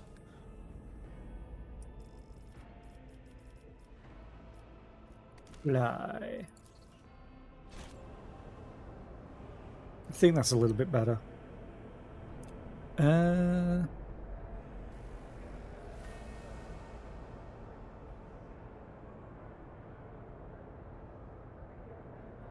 Have we met? I'm gonna be an asshole, I think. Do you have a particular reason for disturbing me? My apologies. I did not seek you out to pester you with unwanted attention. Allow me to introduce myself. Kunrad Voigtveer, Master of Whispers, in the employ of Her Ladyship Rogue Trader Theodora von Valencius. At your service. I haven't had the pleasure of speaking with you in person before. Voigtveer bows his head and focuses his attention on you. Hyperlinks. You can hover your cursor over highlighted words to learn more about them. The tooltips that appear can help you better understand the world of the game or its mechanics. Words are highlighted when they first appear in a text. Scroll up the dialog box to see the desired highlighted term again. So you can scroll, which is awesome. Ah, they even had the button to go back. Awesome.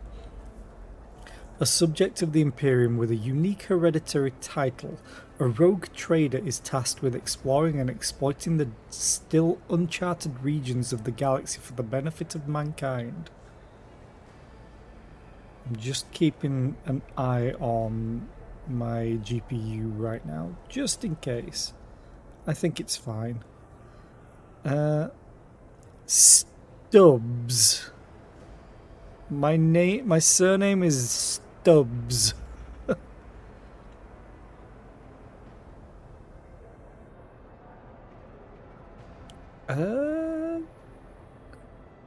He's given his full name, so I will. Zara Stubbs. My name is rather well known in certain circles in the Calixis sector. My regards.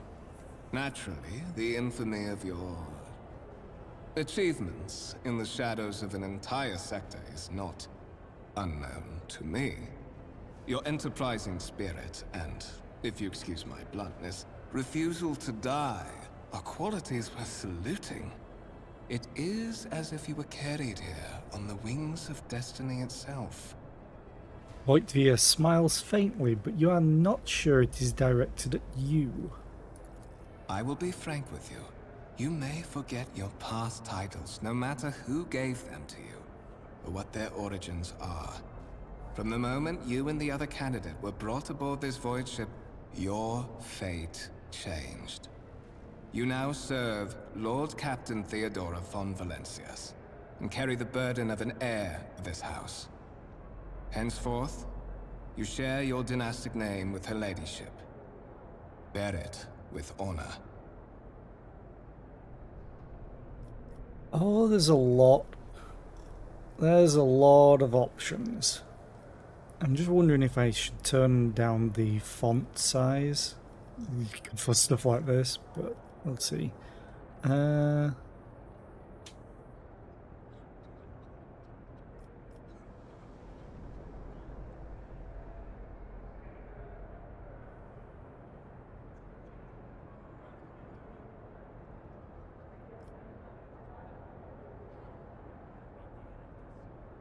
Thing is, I don't know if these are just single ones or if I go through dialogue, unlike in Pathfinder where it shows you grayed out text for ones that you've gone through.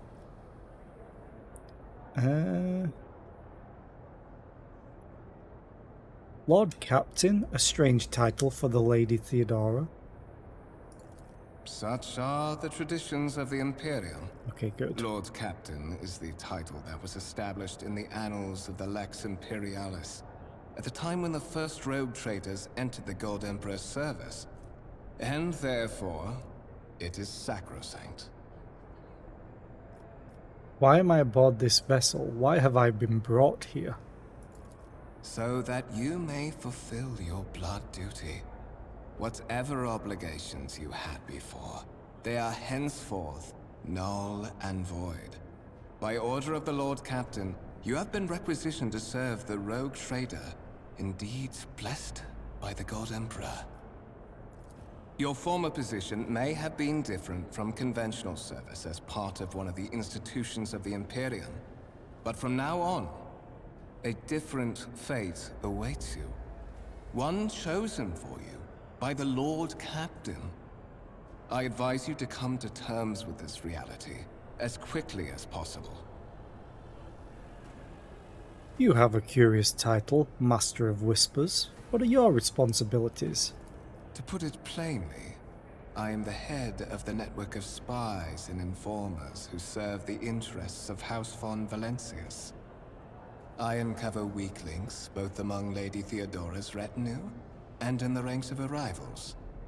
I eliminate our vulnerabilities and exploit those of others.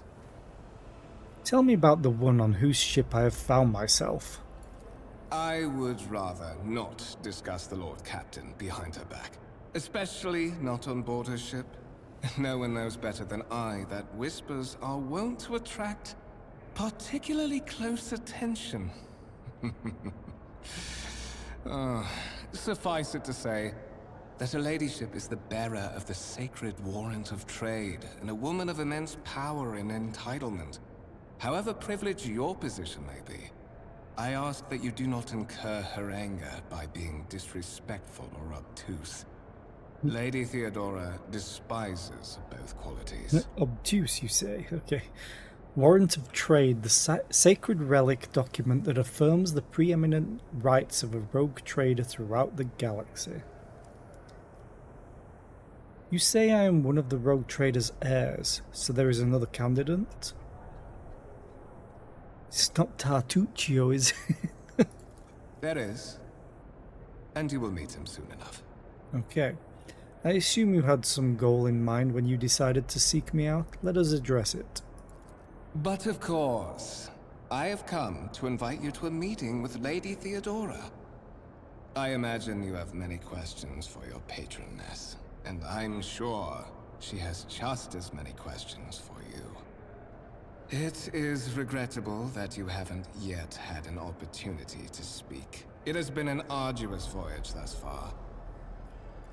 The Lord Captain and Master Edelthrad von Valancius are conversing on the observation platform. Let us join them there. By the right of blood, rogue trader Theodora von Valancius. God damn it. Journals. You skipped everything. Yeah, but oh yeah, full rotation. Nice. Then I can left click. Keep your wits about you. Right click doesn't. Okay. Journal. Rogue trader Theodora von Valancius desires to personally meet with the person recently brought aboard her flagship.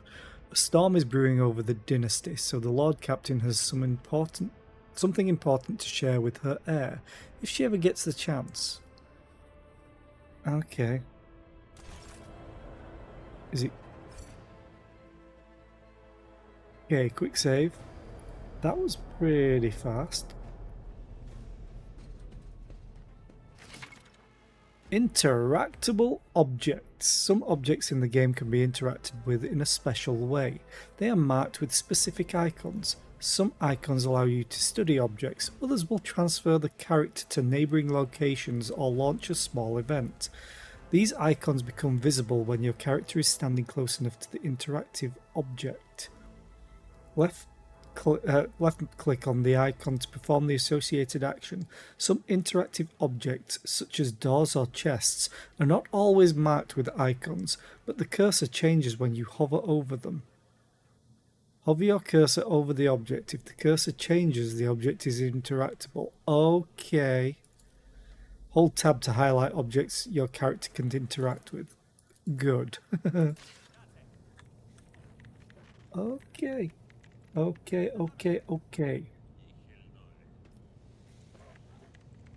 Technomat, crew officer. A massive conference table, obviously crafted from real wood, a resource of incredible value. Ah, there we go. A resource of incredible value aboard a void ship. Character journal map. Corpus Valancius. Cargo manager. Is there money to be made? Oh, I like this voice actor already. The sacred mechanism has been... If I can... Oh, I would love to move this out or just customize it. Events, dialogue, combat. Okay. The sacred mechanism has been interfered with without due reverence. The duration of the data processing cycle has tripled.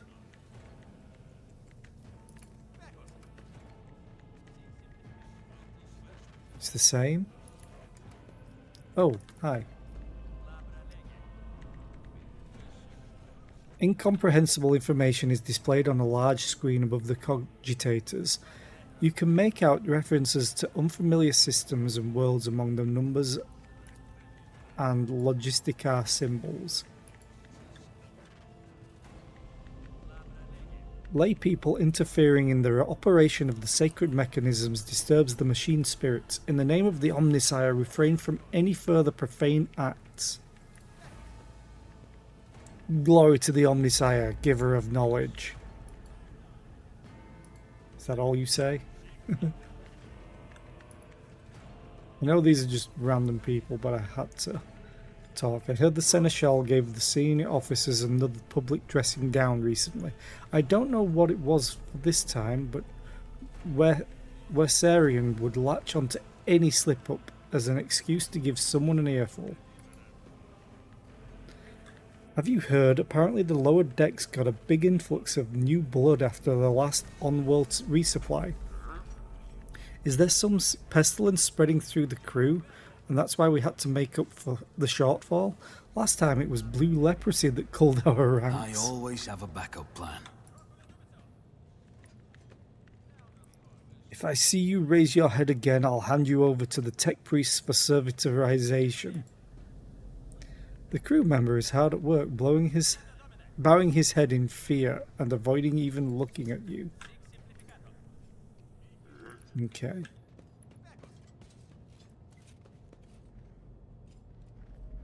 Noble guest. I wish it would highlight their names rather than me having to go over them. That's where I'm supposed to go. A candlelit altar with a copy of the 2348th volume of the Lex Imperialis, the Codex of the Sacred Laws of the Imperium. May his will strengthen my heart, may my humble deeds be for the benefit of humanity. Can't interact with you. It's saving. Hey, Kunrad. Rise to the top or get left in the dust.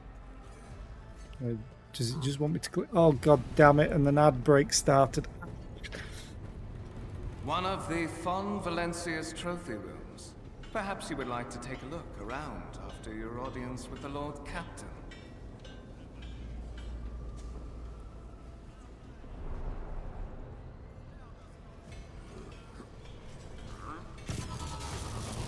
What's happening?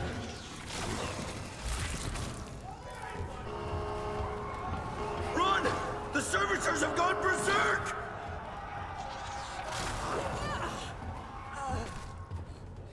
Guess we're getting our tutorial to combat. No mercy to those who oppose Von Valancius. Right after this ad break. In fact, I'm going to quickly go to the toilet. I will be right back. I need to pee.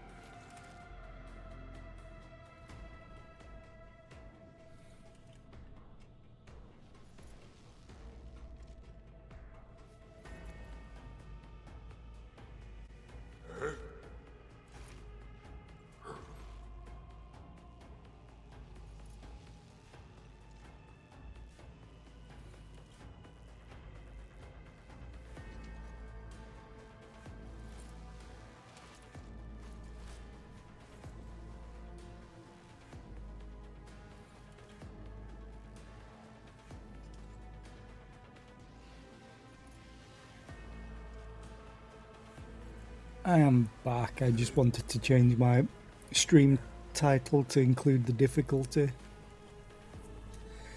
Daring. Okay. To survive in the grim darkness of the far future, you will have to face enemies of all kinds and fight for your life. These hints and tutorials will familiarise you with the combat system of Warhammer 40,000 Rogue Trader. Click the button at the top of the screen to start battle. Oh,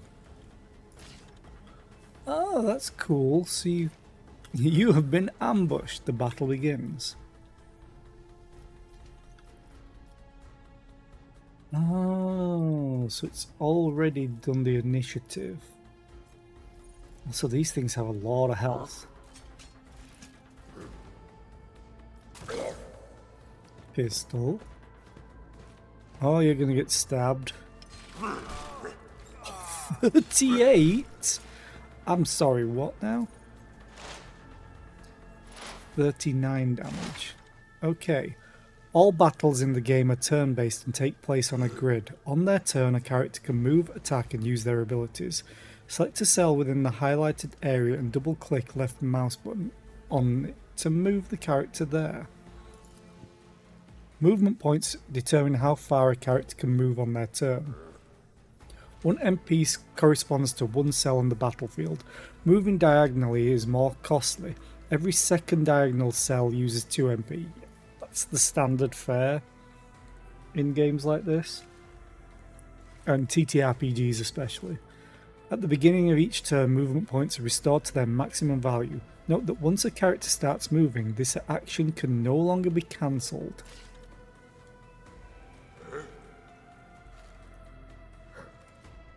Well, cover is kinda pointless against melee, I think. Okay. Action points. To make attacks and use abilities in combat, a character must spend action points or AP. Their total is displayed on the panel at the bottom of the screen. Okay.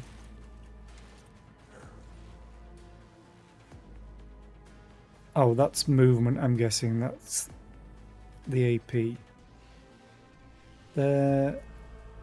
Okay. Every attack or ability has a certain AP cost associated with it. The number of squares next to the icons of attack, actions, and other abilities indicates their AP cost.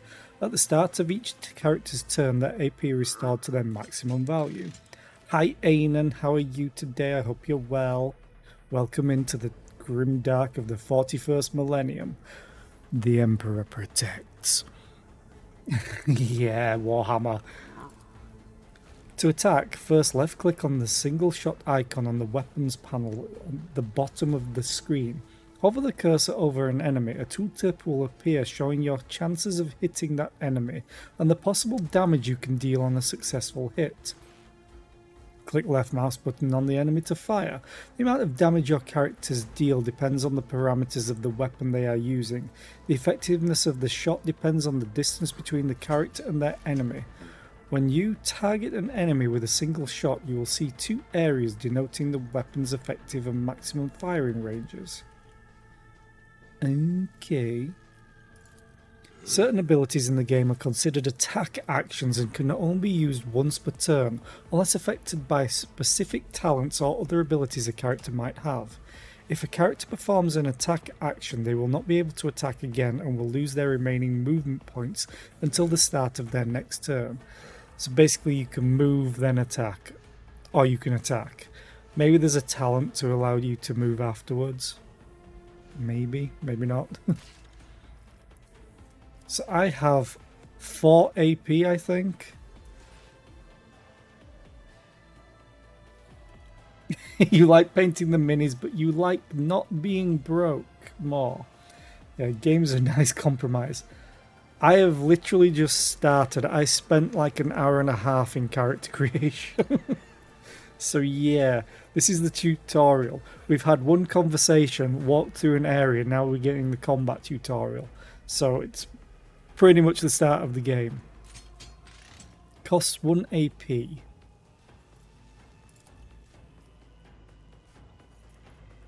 Damn.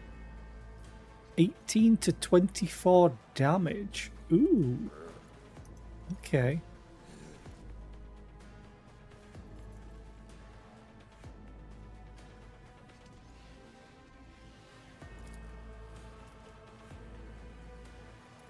How much AP does that cost? 1.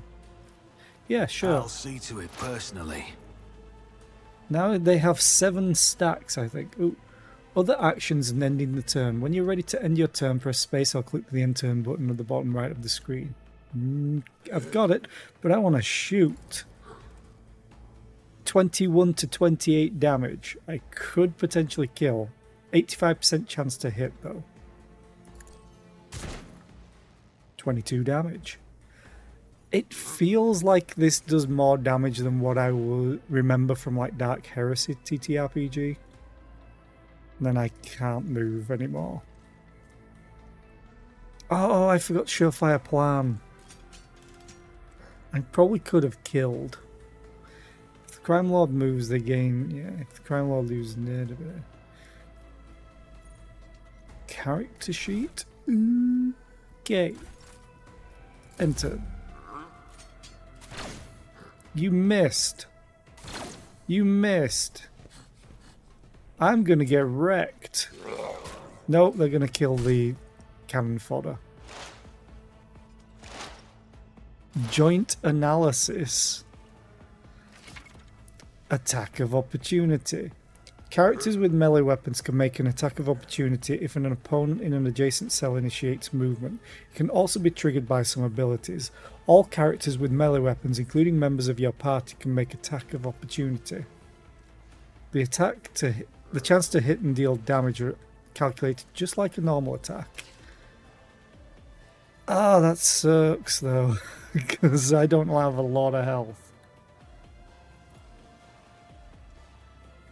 Oh yeah, I think my favourite quote to do with Warhammer 40,000 is, the best way to describe it was, in the beginning there was life, and the universe took offence to that.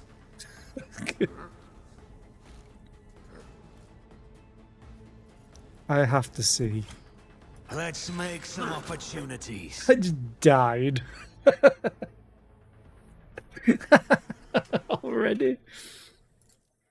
Okay, very fragile.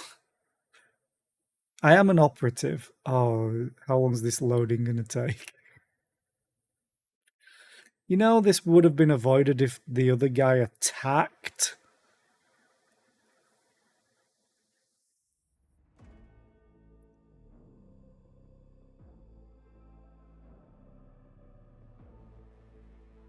Oh. That was quick. Okay, let's walk through. Can I skip? Oh, I can skip. Hold enter. One of the... Whee! Challenges make the spoils that much sweeter. Start the battle.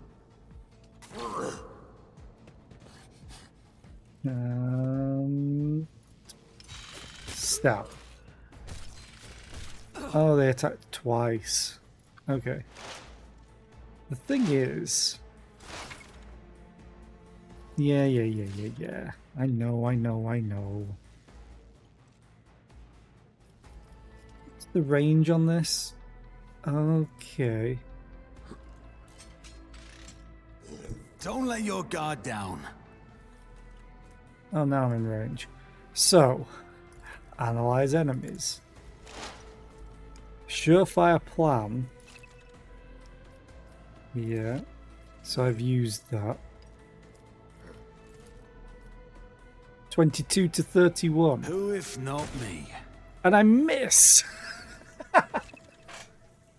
God damn it. Your character has just missed. To increase hit chance, equip your character with a decent weapon and place them on a vantage point. Abilities and talents that improve the weapon skill characteristic will help you hit more often in close combat. For improved marksmanship, learn talents that increase the perception and ballistic skill characteristic. Game. That is rude.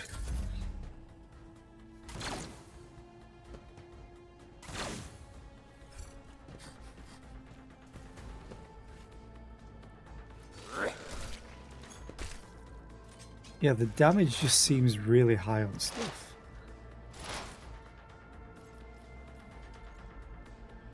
Taking calculated risk is in my second nature. Yeah, you say that. I'll see to it personally.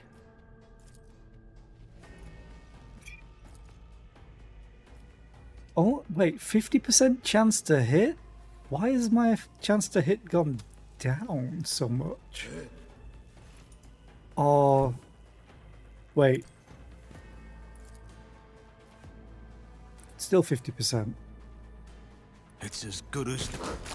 Oh, it's dead. 41. I can scarcely believe it. What On a day suspiciously like this? poor timing for such an accident. Servitors malfunction on the officer's deck at exactly the same moment when the rogue trader and her heirs are gathered here. I have blocked all passages between the upper and lower sectors of the residential decks. If this is a deliberate attack, it should stop the culprits from advancing their plan. Okay.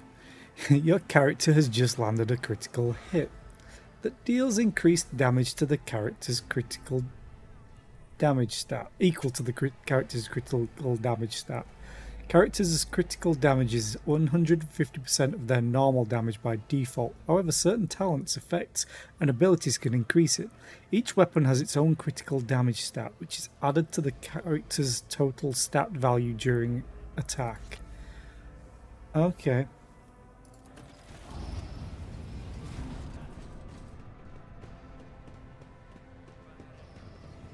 Spread out. No one is allowed to enter the premises stations.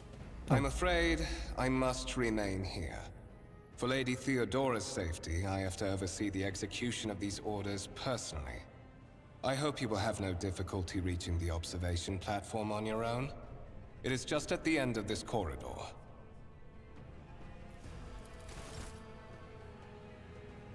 But do I get to loot? You can open the map using M to orientate yourself. Hi, map. Ooh. No loot? Hang on. I need to reopen this. Okay. The wires in the servitor's head are still smouldering. It would seem the cause of this malfunction was the short-circuiting of the motive force. Tarantula sentry gun, constructed with the blessing of the Adeptus Mechanicus using a standard template construct in the manufactorums of Chiava Gamma.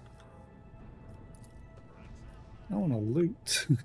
Lehman Russ battle tank, reclaimed and restored by the grace of the God Emperor, the first to breach the capital walls during the pacification of Vortes Chton. Can't believe you got a Lehman Russ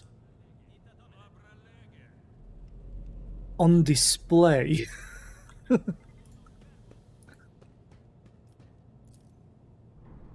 A violet alloy, which upon closer examination turns out to be a handcrafted object, symbols carved with a primitive tool visible on the surface.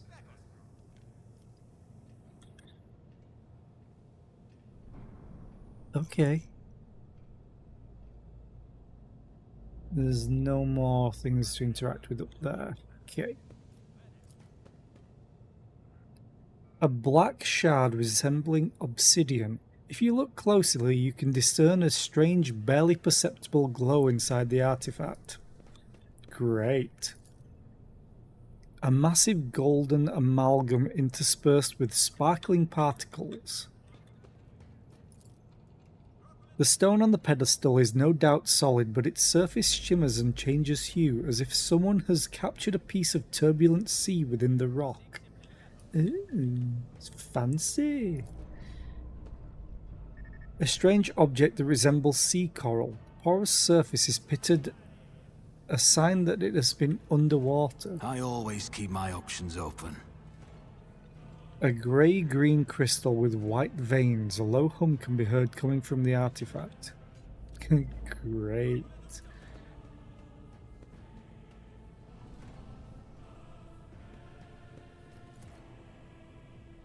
This exhibit is unfinished. Another symbol of House of von Valancius's valor will be displayed here at some point in the future.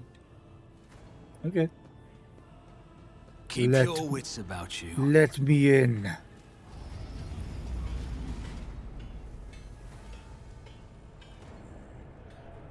Oh, fancy.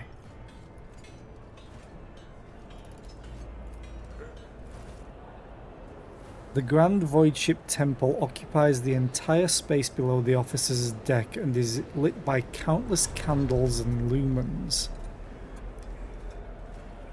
The scale of Warhammer 40k stuff is just insane. At times. Let us not dawdle. I want to be one of you. Glory to the Omnisire, giver of knowledge. Where am I supposed to be going? Can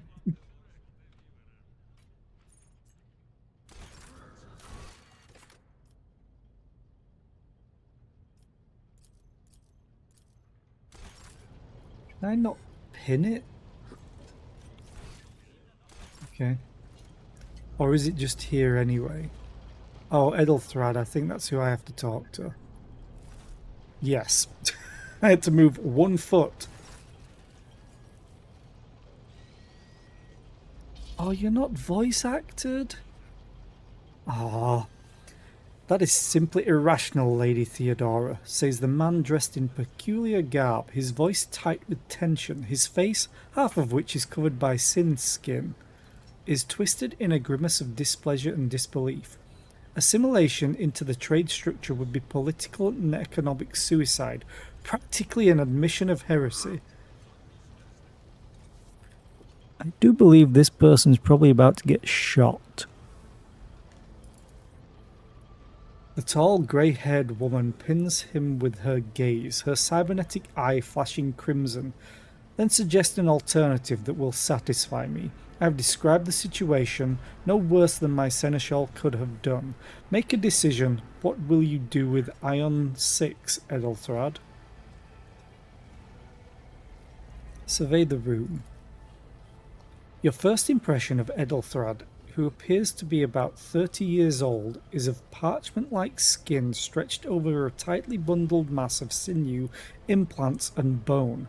The nervously twitching fingers, the face twisted by a slight tic, and the jerky movements are all signs of some illness or defect that has taken over his physical form. I want this for this character. Everyone else has them, she has them. In stark contrast to Edelthrad, Theodora von Valancius's features appear as if they were carved from marble, eternal and indestructible. Head raised high, proud posture, hands clasped casually behind her back. Everything seems to emphasize the difference in status between her and Edelthrad. Behind the two of them you see 2 more men. One is a grey-haired officer of impeccable bearing who is studying the contents of his data slate. The other is a behemoth bristling with holsters and baldricks containing all manner of weapons. Oh, I can still... Oh yeah, you're definitely a soldier. Our second candidate has joined us. The dry female voice and the powerful feeling of being watched force you to look at Theodora. The rogue trader is looking straight at you, and her gaze, like herself, is predatory and oppressive. Zera, approach and give me your answer. Okay. Your characters' skills reflect their knowledge and capabilities. Some dialogues automatically initiate passive skill tests. If such a test succeeds, new information will be revealed or a hidden dialogue option will unlock. If your character is travelling with allies, the party member with the highest score in the applicable skill is selected for each given passive skill test. Thank you for bringing this from Wrath of the Righteous. That is so good. Basically, if you have a very specialised character, say if you specialise them in combat, you're going to be terrible in all dialogue options, pretty much. unless they're combat focused or movement or lifting or whatever, or accuracy. Whereas if you have a party member that's built for talking, it uses their abilities for you, which is amazing, because it means that, like in a TTRPG, another person can be like, oh, I'll take it from here. Consider this hypothetical situation. I wish you were voice acted. Ion 6, a new world on the fringes of the Coronis expanse. High seismic activity, regular magma eruptions, metamorphic rock deposits, prospects for large-scale mining. The world is populated by natives who worship some heretical underworld spirits that protect those who offer them sacrifices. Flights of fancy, you might say, but attempts to install ore extractors have failed for the second time. The mining crews sent to the planet's surface simply vanished overnight. My question to you is, what would you do with this poisoned treasure?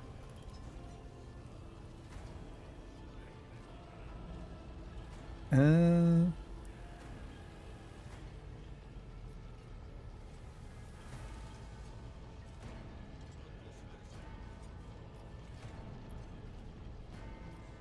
love the fact that I have 2 succeeded things already, because I'm a high intelligence character. If my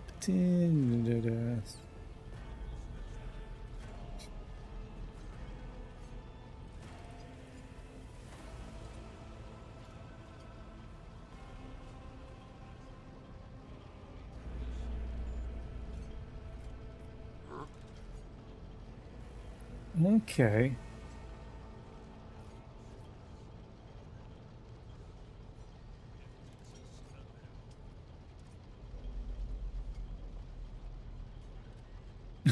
Just purge it.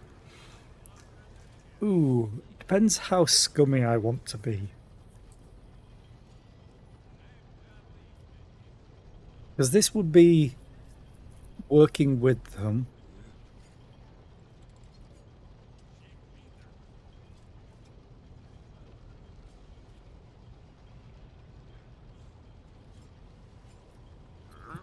This is the loot option.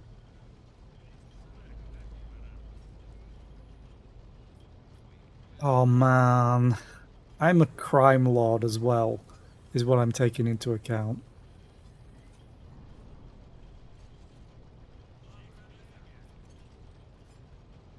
But this is a resolute answer. Like, it will be mine. These reports of spirits certainly sound like evidence of heresy. However, I would put my interests first. No matter what means I would have to use, the riches of Ion 6 would be mine. Theodora smiles ever so slightly.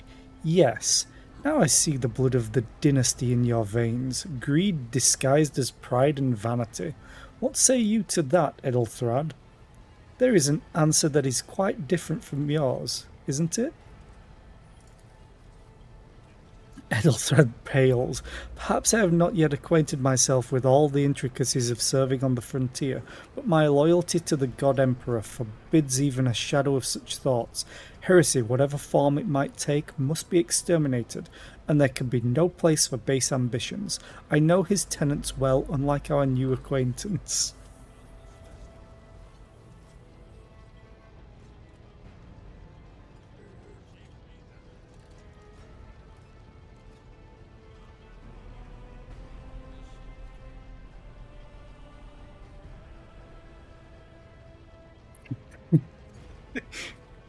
Okay, you could be a dick, or you could be even more of a dick. I'm just going to be very blunt. I gave a straight answer to a simple question, which, as I understand, was still more than you could do, Edelthrad. The colour drains from Edelthrad's face, which distorts his features further. Insolent, ignorant, upstart, how dare you? Oh God. Edelthrad, Theodora's tone renders him silent. I believe I gave you an assignment on this ship. Explain to me then why my senior congregator is still dawdling about the officers' deck instead of proceeding to the middle decks to commence the inspection of the compartments in his purview. I beg your forgiveness, Lady Theodora. Your presence has such a profound effect on me that I will forget the time. Edelthrad bows ceremoniously and takes his leave without sparing you another look. This is going to be voice acted, maybe. I hope. I just want more voice acting. Damn it! Theodora's gaze follows him as he leaves. Then she turns to you. So, Zera, why are you here?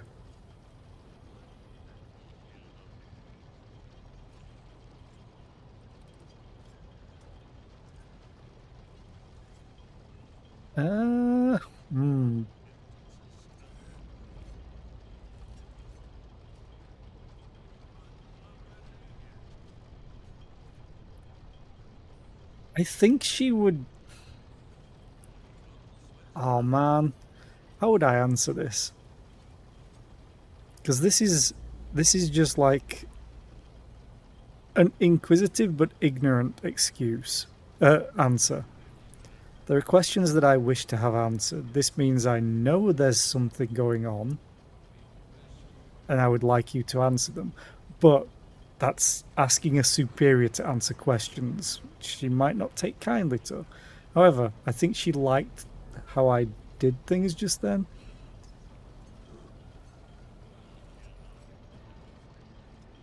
This is a case of, I don't know, but I know there's something there I would like you to clarify.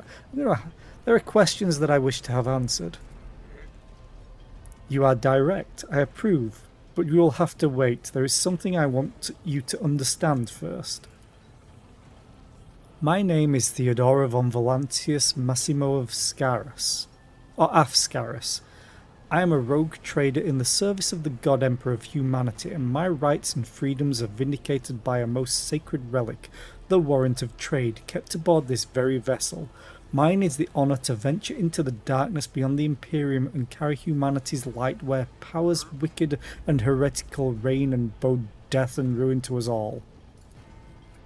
It is my decision alone to determine the fate of whatever I find past the bounds of the explored void. Every world I discover, along with all there is to find thereon, resources, people, riches and mysteries, is mine by right. I command millions of lives, rule over numerous planets, and possess fortunes that no planetary governor or commander could dream of amassing. And you, Zera, are one of those with the von Volantius blood in their veins and a rightful claim to this inheritance when the hour comes.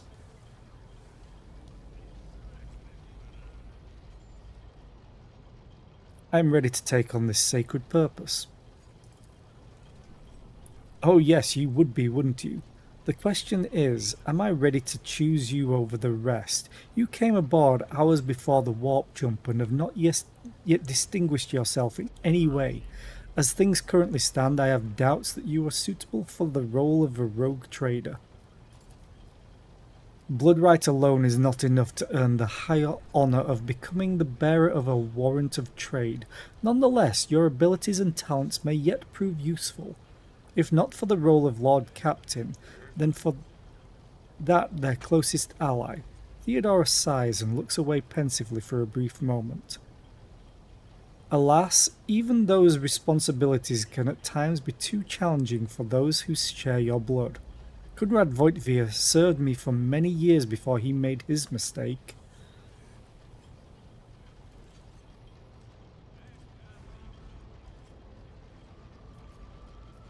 One of, does this mean there are other heirs? Which I have already been told. Naturally, some have yet to arrive on board, but you have had the pleasure of meeting one of them. Edelthrad may be somewhat disconcerted by the scale of the responsibilities that may potentially fall upon his shoulders. However, I have a good feeling about him as a candidate.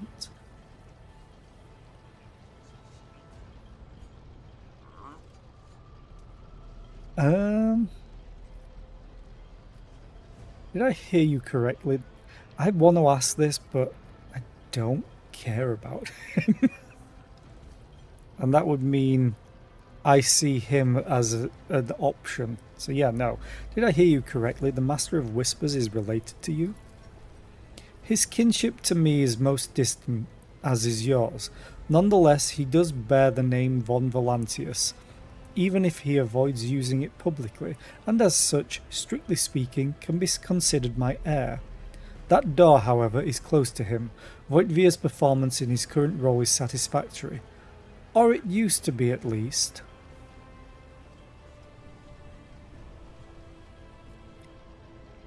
Thank you for clarifying. May I ask my questions now? The vox affixed to Theodora's attire suddenly comes to life, but all you can hear is unintelligible noise. Theodora winces, shuts off the transmission, and gives you an imperious nod. I have some time before the navigator gives the signal to initiate the void ship's translation out of the warp, and my presence is required on the bridge. A sanctioned noble mutant whose genes allow them to safely guide a warp-capable void ship through the warp. The warp, an alternate dimension of pure energy and madness existing as a mirror to real space, also known as the Immaterium, the Imperium, the Aether, the Sea of Souls, or warp space. I'm stupid.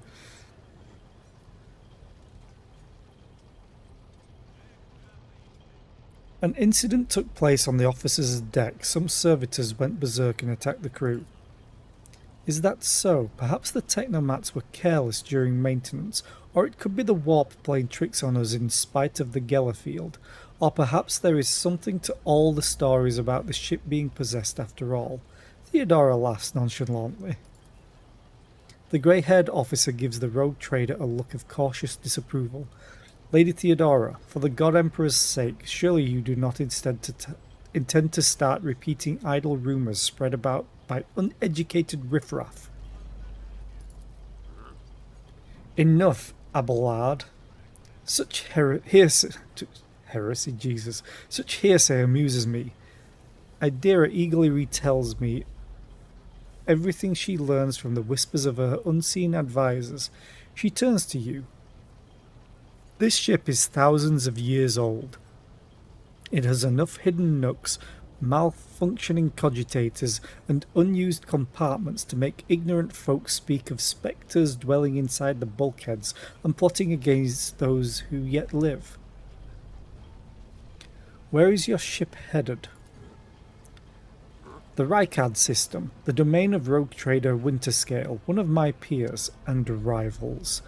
Only 3 rogue traders exist in the Coronis expanse, and each of them possesses resources comparable to mine. Perhaps you will one day assist House von Valancius in surpassing both of them in affluence and splendour. I set the course for Rykard on the demand. Theodora grimaces. She gives you a stern look and then shrugs. For a very specific reason. Perhaps I shall yet apprise you of the purpose of this voyage, but now is not the time. Okay, something's going on. What are my current responsibilities? Observe, learn, absorb. It will take time for you to find your bearings aboard this vessel and in your new position. Eventually I will find a post that suits you as I did Edelthrad. Until that time comes, consider yourself my aide.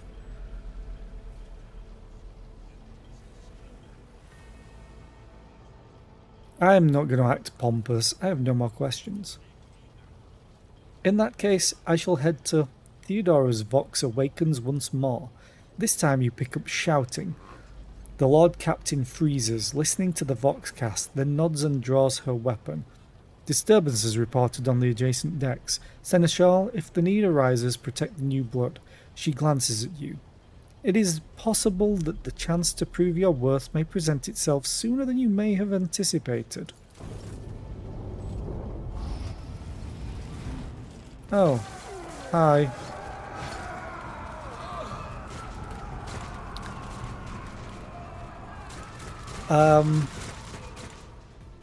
That's a lot of enemies. Your demise this is already calculated. I will take you down.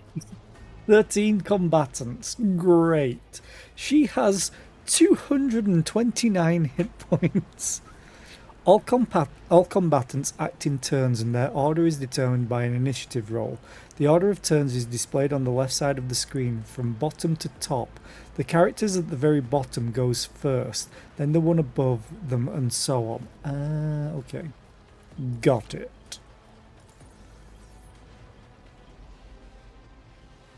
dies. Okay. Start the battle. Uses the ability kill them. Reduced to dust. Aha, reduced to dust.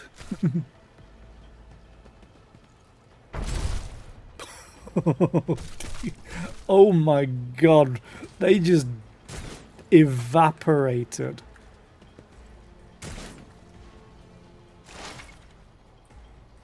Use cover to avoid enemy attacks. Cover that a character can hide behind are marked with a shield or shield with a skull. When standing close to them, the character will automatically take up an advantageous position. In this case, the chance that enemy attacks will hit the cover and not the character behind them increases. The character will not receive a bonus if attacked from a side not protected by their current cover. Damn. Okay.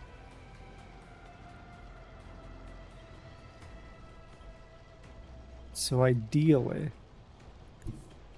I don't need luck. I have strategy. Say that.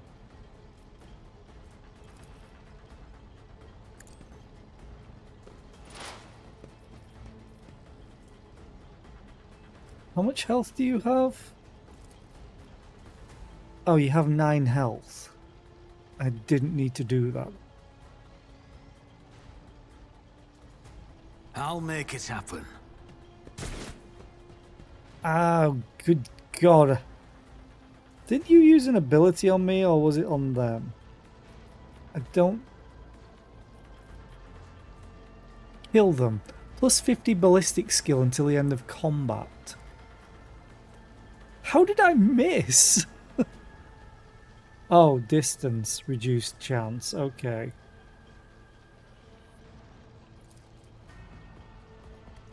Okay. Oh, ammo. Nice.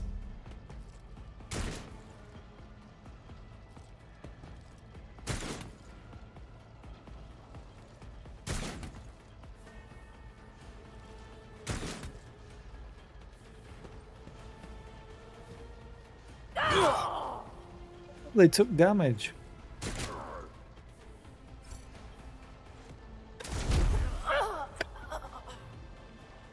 One fewer target. Oh. I took care of this one. Where's momentum?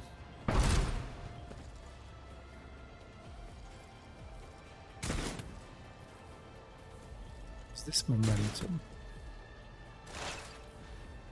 Positive effect. Your character has received a temporary positive effect from an ally. Such effects enhance your character's capabilities in combat in some way. To learn more about the effects you have gained, hover your cursor over the effects icon next to the character's portrait. Oh, did I get it now? Duration permanent. Momentum changed by 3 to 152. Okay. I don't think I have anything to use that yet. 34% chance to hit, 90% chance to hit. I'll see to it personally. Your end was inevitable.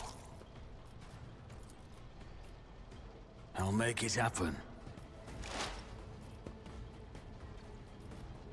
So analyze enemies work for me. I thought allies as well. Oh, if the operative hits a target. Okay. So maybe if I have 2 operatives that stacks. Anyway.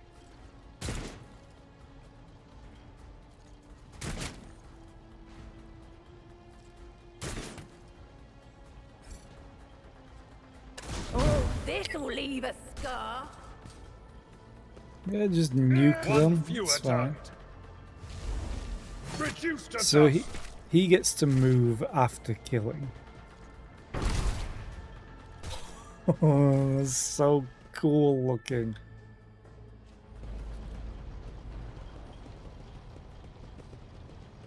You're a bit late.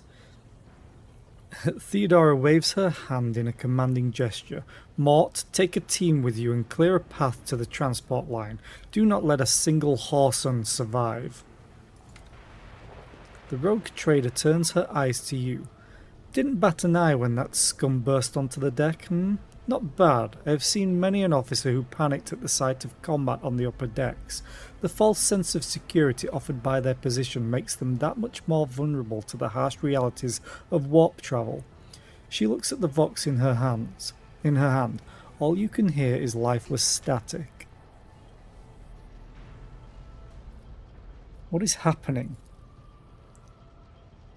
From what we have seen, Zera, I can speculate that we are dealing with some variety of madness induced by warp travel. The Seneschal is astonishingly calm for someone who just survived a sudden attack. Such episodes are not uncommon among Voidsmen, who have found themselves outside the boundaries of real space, though such episodes seldom spill onto other decks. Theodora clicks her Vox a few times. The casters are not working, or have been sabotaged. Either the warp is toying with us, or someone went to great lengths to cut the ship's communications. I will need a direct channel to the engine Seer Prime before I can get a sense of what we are up against. Whatever it may be, keep your weapons at the ready. I imagine it will be some time before we no longer need them. Tech priest who specializes in the maintenance and repair of sacred machines. How could there be armed people in the ranks of the crew who would dare to attack the Lord Captain? I'm a crime lord. People will attack whoever. The incident with the rampaging servitors may be connected to what is transpiring now. Possibly. Quite likely. Theodora winces and flicks the switch on her Vox a few times. We will investigate at a later time. Right now, we need to isolate the affected compartments and try to assess the situation. What are your orders? She breaks eye contact with you. Mort has gone on ahead to clear a path for us. If you want to make yourself useful, go after him and see if the arch-militant requires aid, and be quick about it. Okay.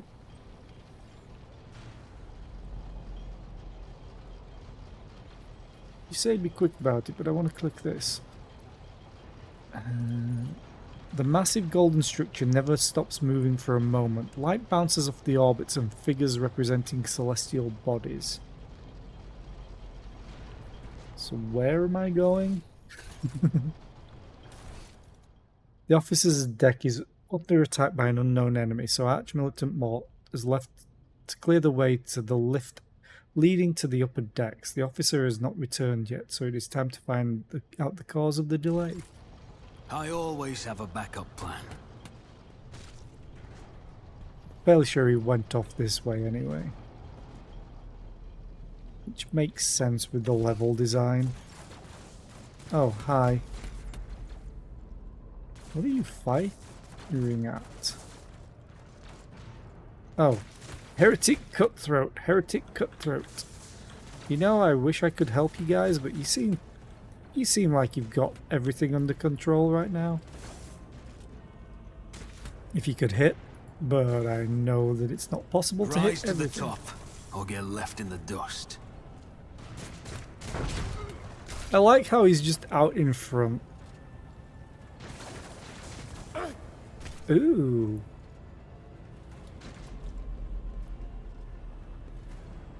Oh, Master of Whispers maybe again? Yeah. Kunrad Voitvir. Why is there no voice acting? He had voice acting. Kunrad Voitvir lets out a sigh of relief upon seeing you. Thank Providence you are alive and well. Always on time, eh, Conrad? The moment we finish chasing the riffraff around the deck, you show up. Always just after the fighting's done. You could set your chrono by it. Conrad pointedly looks away from the arch-militant to you. Mort, pull yourself together. The arch-militant looks back at you. What, did the Lord Captain send you to chivvy us along? Or chivvy us along? We are all done here. I'll report right away. Mort pulls his Vox from the belt and hurriedly reports on the situation. But the Vox aren't working. Master of Whispers, what is happening on my ship? The Vox Ned is silent. The Vox Master is not responding. Armed assailants have stormed the officers' deck, and my arch-militant just destroyed several more heretics on the way here. Is this a severe case of warp madness? Have some of my crew lost their minds and forgotten who they are and whom they serve? Report! I have not yet received word from the engineering regarding any Gellerfield failures, but communications were already unstable half an hour ago, and now they have ceased altogether. Whatever the cause may be, the consequences are spreading fast. I am receiving scattered reports from the middle decks, and the only voxcasts from the lower bays are one-way heretical gibberish. Voitvia pauses. That the madmen have already reached the officers' deck suggests that this outrage was planned in advance. Perhaps this is an organised mutiny. I can't believe that there's truly no voice acting. Because he was voiced. And I'm wondering if it's just a bug, maybe. Because I reloaded in the tutorial.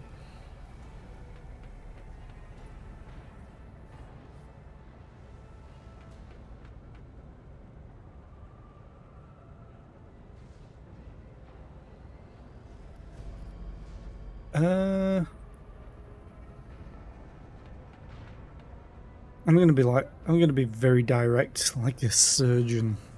We must provide immediate assistance to those still on the middle decks. Perhaps then we might stop this wave from spreading. First we have to confirm that the bridge and the navigator's sanctum are secure, and I have the means to do both things at once. Her expression changes as her eyes flash ominously. Theodora looks at Voitvia. Edelthrad, where is he? I must know if he is unharmed.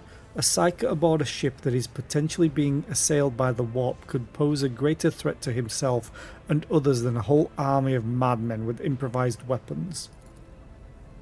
I tried to locate him, but the last thing known about his movements is that he arrived on Transitional Deck 18. Blast it! Master of Whispers, find Edelthrad immediately. Seneschal locate Glass and the Sister of Battle. Both are to remain at my side. Arch-militant with me. I must go to my study, and it appears that we might encounter heretics along the way. Zera? Theodora glances at you thoughtfully. If I may, Lord Captain. Voitvia's voice is soft and cautious. Transitional Deck 18 is at the heart of the disturbance, and if our goal is to bring Edelthrad back, I could use some support. After all, I'm not as adept at directly confronting enemies of the House as the esteemed arch-militant, and taking into consideration Edelthrad's psyker powers,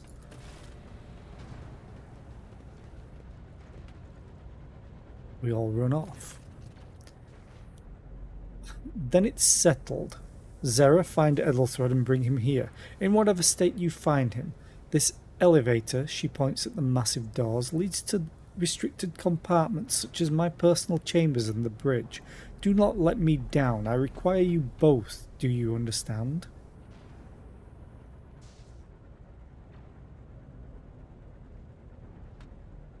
Okay.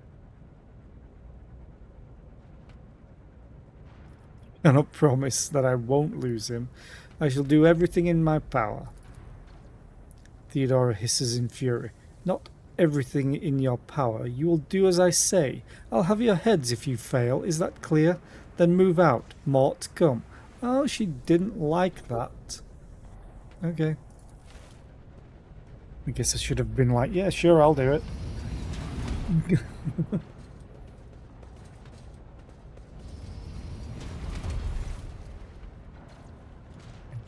running. Voitvia gives you a nod. Are you ready to head to 18? It is a long walk, and you do not even have proper gear. Gear?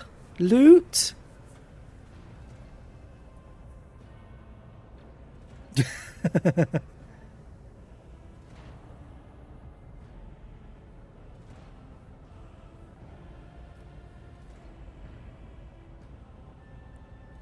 Ah.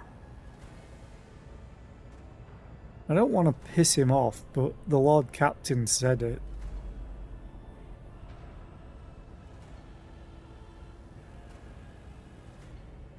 You'd better not fail me. The Lord Commander... I'm going to be an asshole. Screw it. The Lord Commander made it clear that relying on you is fraught with risk. He pales at your words, but you cannot tell if it is because of shame or fury.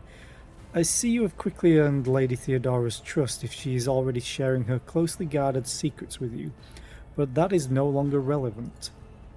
With a pop and a sharp crackle, something hits you in the abdomen, and you are consumed by unbearable gut-wrenching pain. Great.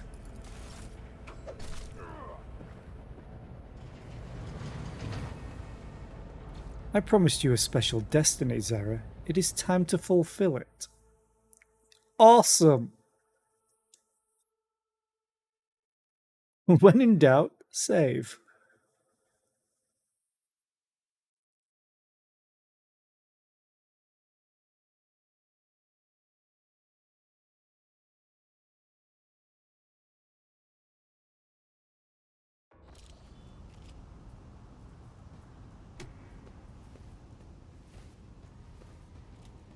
Careful, careful.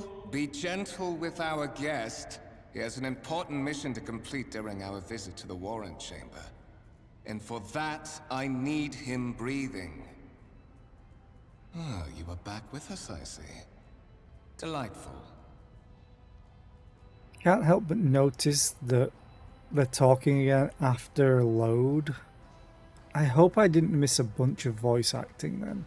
I'm gonna have to check it on other streamers just in case, because that would have been awful. Fight via, you two-faced scum. You are the one behind this mayhem. Is he trying to steal the relic? How perceptive of you. I'll help you with the next insight. I need you here for your blood. You have the option to share it voluntarily, or I will squeeze it out of you myself.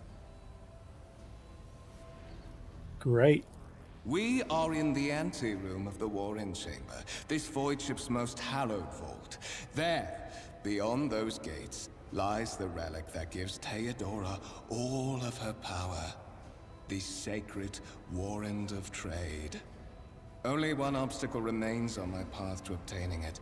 The gates of the chamber are guarded by the Sentinel, an ancient device that will only open the door to a true heir of the dynasty. I expected to do this part myself, but never mind. You will offer your blood to the Sentinel. Oh, Jesus. That second line, that second response.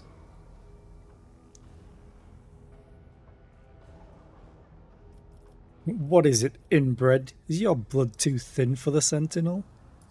On the contrary, the Warp's blessing has raised me too much above your kind, Fon Valencius. The Sentinel refused to submit to me. But you can help. After all, isn't that what family is for? Family.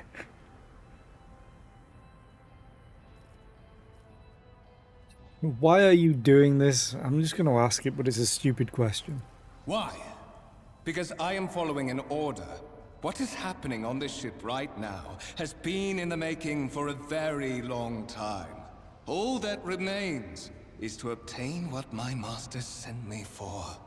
The Warrant of Trade. I have no intention of helping you. I am afraid that you have no choice in the matter. Try to resist, and I will demonstrate the power that the warp holds over mortals. Come to think of it, I might even take some pleasure in doing so. A blade without a handle that shimmers blue in the light.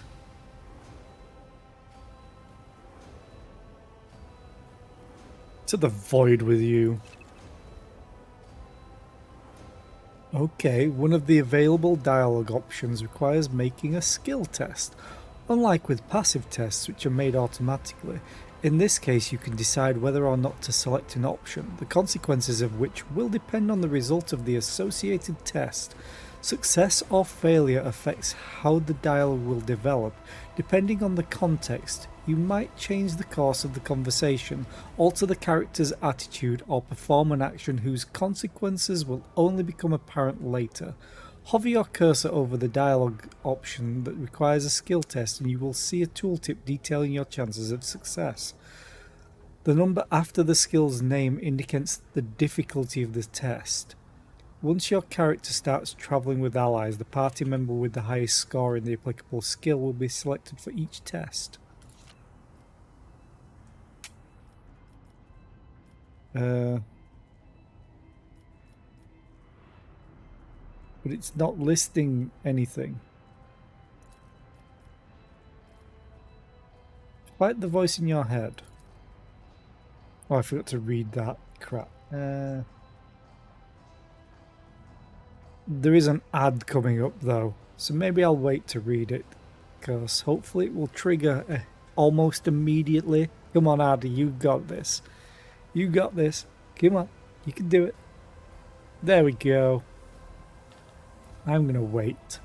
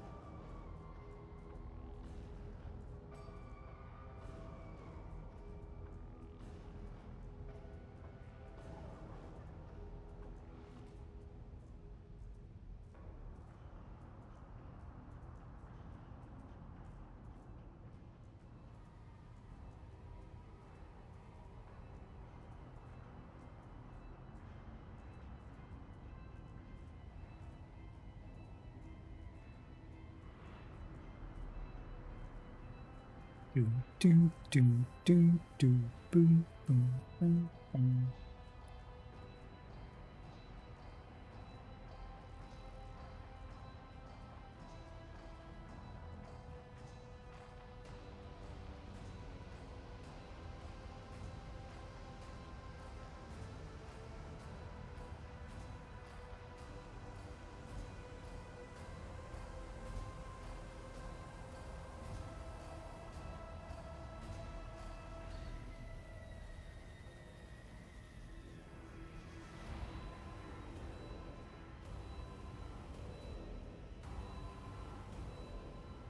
I wonder if there's a limit to like success, like there's a hard cap maybe at 95% chance.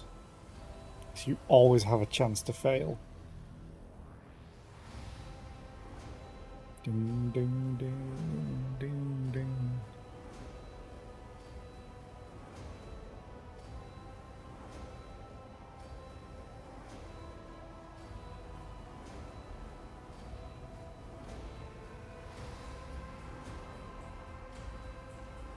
I almost thought that was a mecha dendrite at the start, just hanging there, but it's not.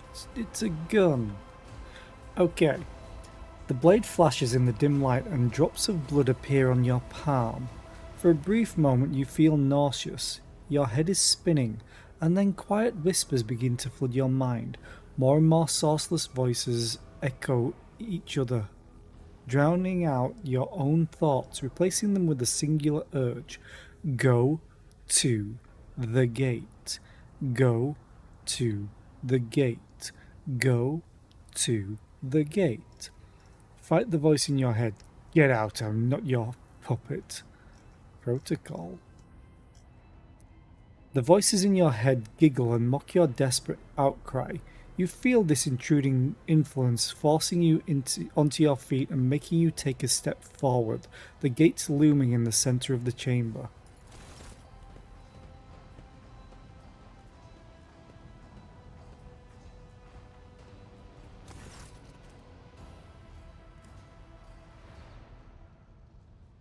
In the gateway arch you see a cogitator with a human likeness built into the front panel. As you approach, the torso twitches slightly. This is a servitor, an obedient automaton created from a lobotomized human being. The sentinel turns its head to you, one of its eye sockets lighting up with two ember-like irises. Tech use 45. I have a 90% chance of succeeding. Oh, because it's giving me a plus 45. Look back. Did you forget something? I suggest you hurry. Look for anything that could be used as a weapon. You look around in hopes of finding at least something that could work as a weapon. Your search is in vain. The chamber anteroom is completely empty and in perfect working condition, nary a broken panel or a protruding piece of rebar in sight. Okay. Use tech test succeeded. I gained 20 XP. Woo! You carefully inspect the design of the gate cogitator. What immediately catches your eye is the strange alloy that was used as material for the machine's components, some of which are unfamiliar to you.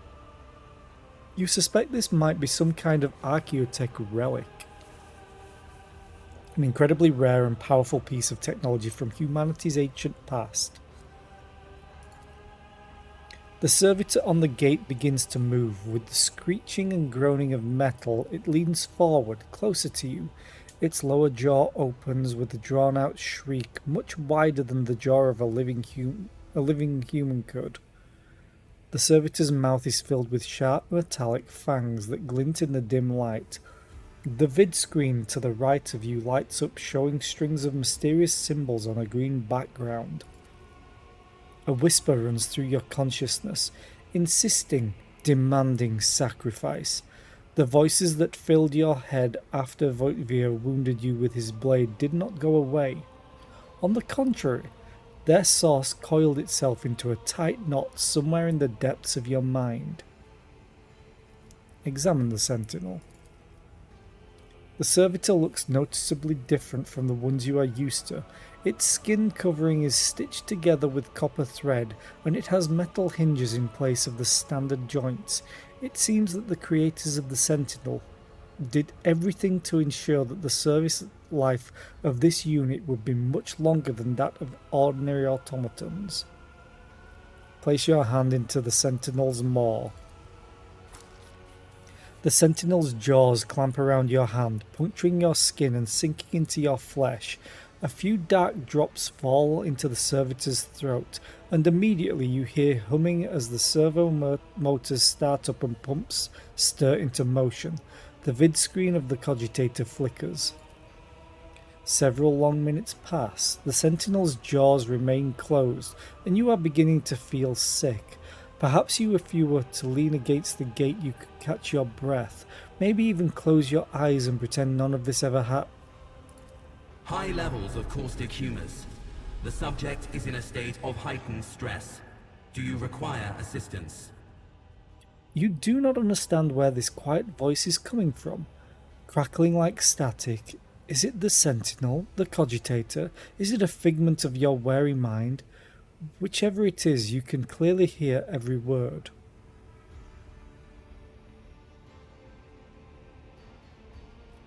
Who is this? Genetic code identified. Child of House von Valancius. Do you require assistance? You hear the voice again, and this time you realize that it is coming from the 2 speakers built into the sentinel's shoulders. You hear a displeased grunt in your mind, as if the lurking entity has sensed something that is not to its liking. Yes, Sentinel, traitors threaten my life and the safety of the warrant. Pain shoots through your head and subsides just as quickly. It would seem the entity coiled in your consciousness does not have the ability to do you any real harm. Request accepted. Initiating defense protocol. Haha.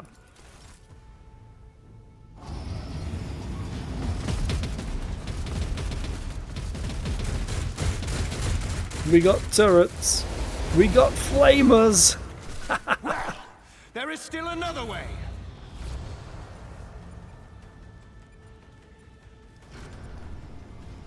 And the door opened. This seems a bit sus, if I'm still going in here. The enormous... Oh, God. Wait.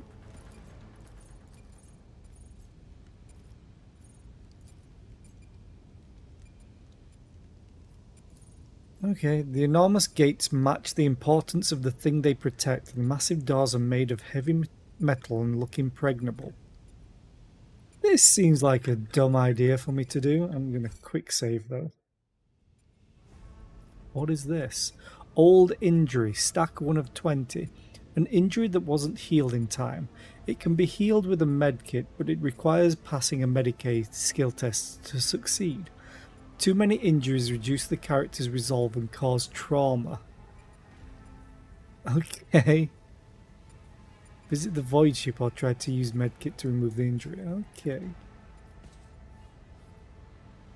He was planning to steal this.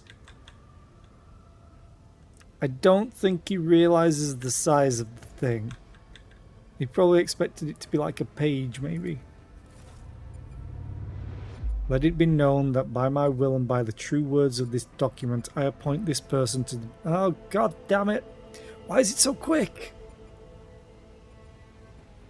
I will read it, hopefully. Afterwards.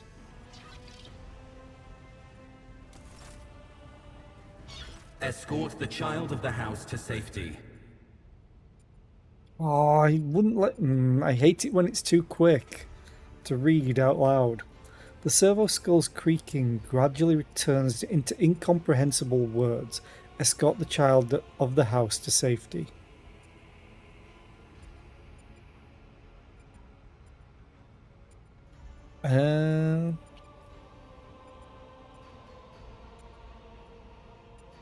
I need to contact someone, preferably Theodora. Voxcast frequencies disrupted. Initiating setup. Establishing connection. In place of the mechanical screeching, the servo skull's vox projects the voice of Theodora von Valancius, distorted and ridden with static, yet still recognizable beyond a doubt. Voxmaster, restore communication with the Navigator's Sanctum.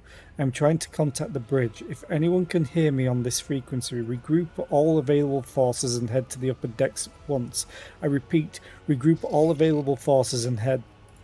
Communication protocols breached. Signal latency assessment unavailable. Unable to establish two-way connection. Okay, I'm going to ask, what madness is happening here? Who are you? Who addresses me? Temporary obnubilation following acute stress. Mobile unit of the Warrant Sentinel standing by. Okay, are you the Warrant Sentinel? Mobile unit of the Warrant Sentinel designed as a personal escort of the child of the house and a means of communicating with the rogue trader's subjects. Mobile unit standing by. I need a weapon. I am utterly defenseless. Distance from the current location to the nearest arsenal. Initiating situational calculations. The servo skull goes silent, its relays clicking. Second after second passes and you realise that the servo skull will not answer you. Lead me away from here. Middle and upper decks. Assuming the probability of safe placement in areas of concentration of armed units. Calculating. The servo skull to prevent unauthorized units from breaching the warrant chamber, preemptive sealing must be initiated. The mobile unit will start executing the received order immediately after the safety of the warrant is secured. Okay. As the game's story unfolds, you will see notifications at the top of the screen indicating that the status of your current objective has been updated and that new information has been added to your journal. You can open the journal by pressing J or clicking left mouse button on the notification at the top of the screen. Yes. Journal entries help you keep track of current events and guide your character on their journey. The Quests tab tracks the progress of the main story. Here you can find information about any quests you have accepted and their current status. Use the journal to help yourself understand where to go on the next steps of your adventure. The Rumours and Contracts sections also contain important information. You will learn more about them later. Have I got a friend?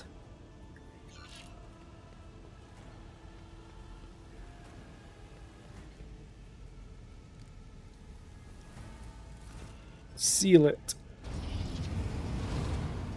Who yield or falter in their courage will be executed in this... Master! Whatever are you doing in the warrant chamber? How did you... Throne preserve me! What is the meaning of this? Conrad Voigtveer is a traitor. When we parted ways on the officer's deck, he stunned me somehow and brought me here. What?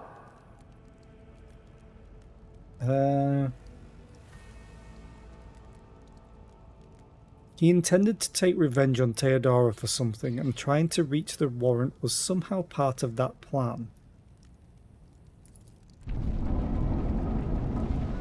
Oh, holy God, Emperor!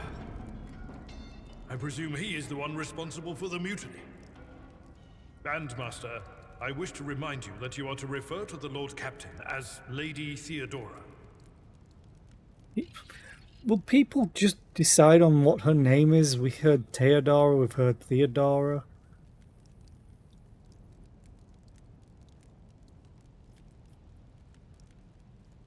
Voigtveer openly admitted that he is the mastermind behind the mutiny. Saints' blood! And it is small wonder that the heretics are so well organized. I thought his order to seal the passages between decks was his attempt to stop the attackers from spreading to other levels. But now I see the real reason. It was to stop the enforcers from intervening. At least you are alive, and now safe, Master.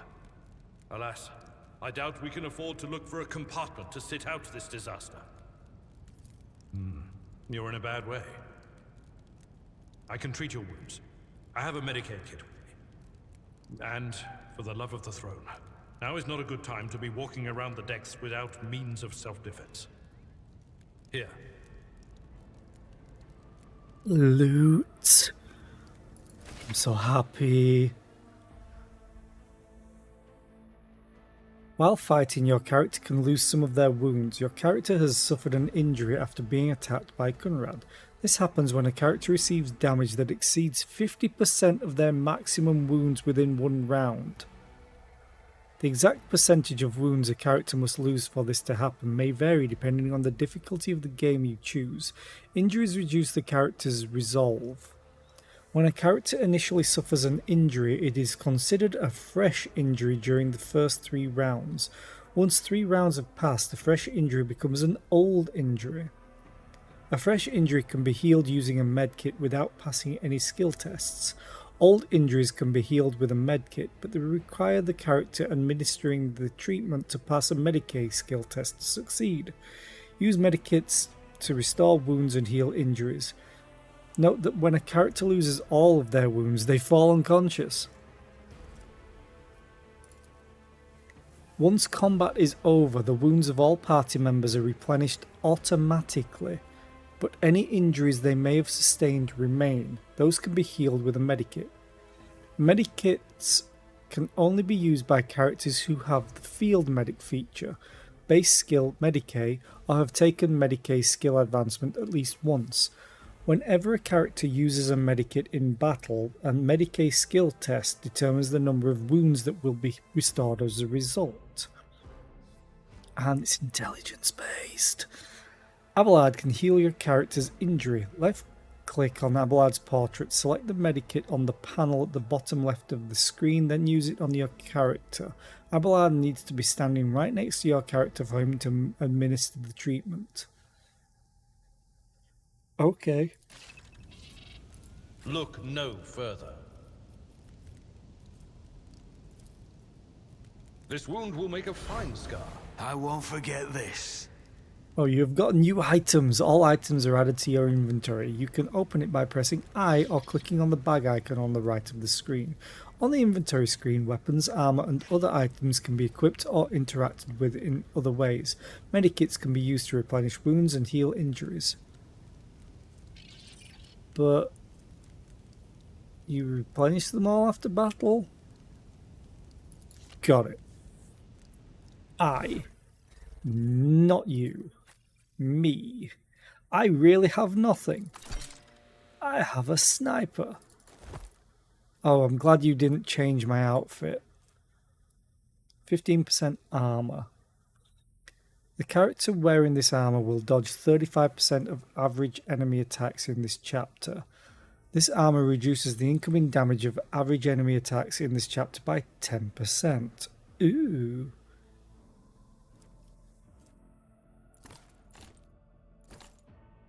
I won't compromise my principles. Can't be equipped by this character. Okay. I'm skilled with Medicae. Kinda. I didn't get any actual plus except for my intelligence. Very well.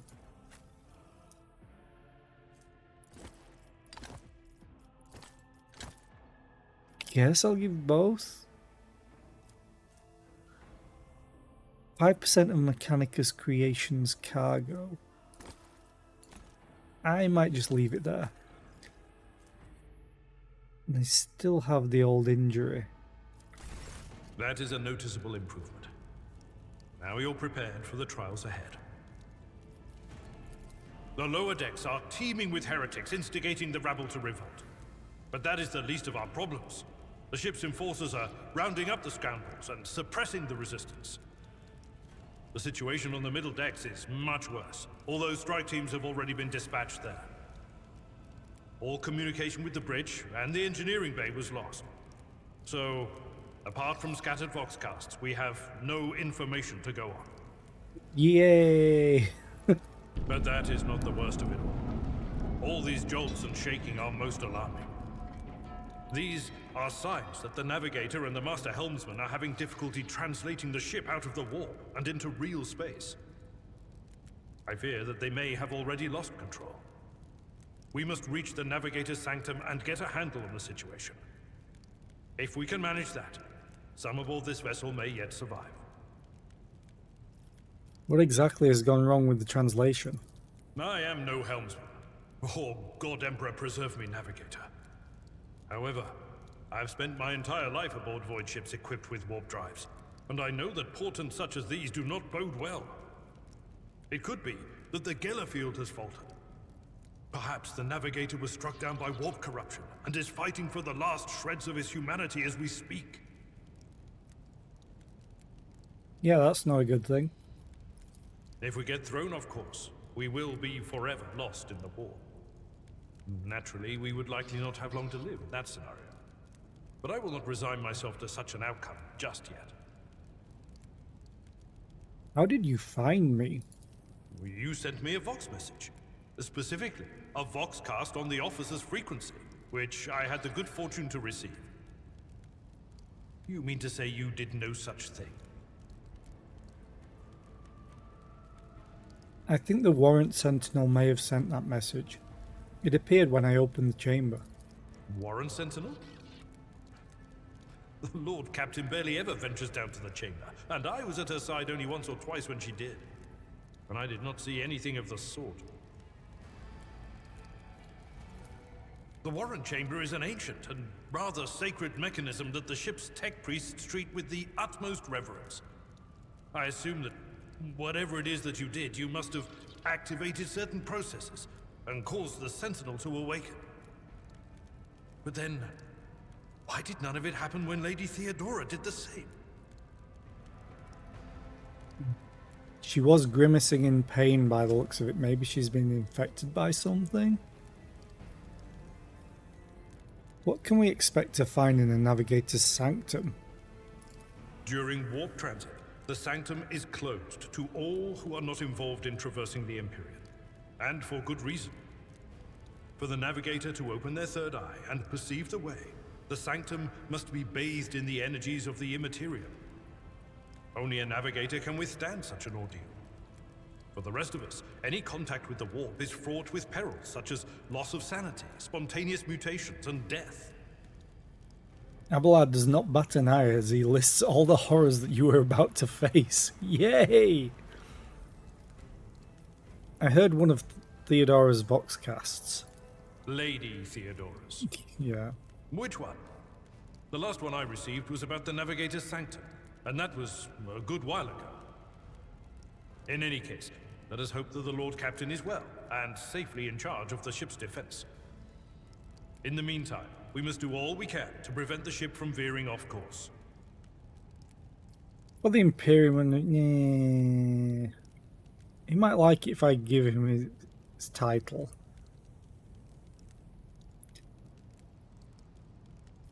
The Navigator's Sanctum. Very well. Will you lead the way? Absolutely. Let us proceed. Okay. Ah, a wave of static suddenly erupts from the servo skull, and you can make out Theodora's words through the noise. To arms, loyal sons and daughters of the God Emperor. Fight the heresy and corruption that threatens to consume our home, and with all your might, destroy those who have dared. The Lord Captain is calling her crew to battle, which means the Vox networks are set up for broadcast transmission, not message exchange. Splendid. While the rogue trader inspires proper resolve to fight in her subjects, you and I shall prove that her trust in us is well deserved. Onward! Onward! Great. To arms! I'll turn you into corpse starch. Ah, cool. Tactical phase. Combat begins with the tactical phase, during which characters cannot attack or take other actions, but may try to take up advantageous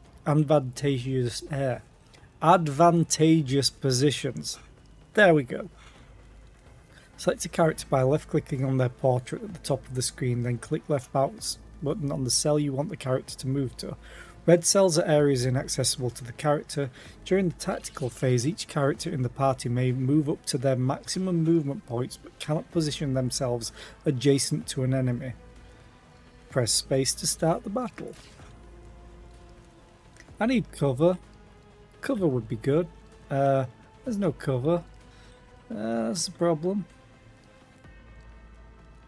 So we're just gonna back up. Oh, you're melee though. I forgot that.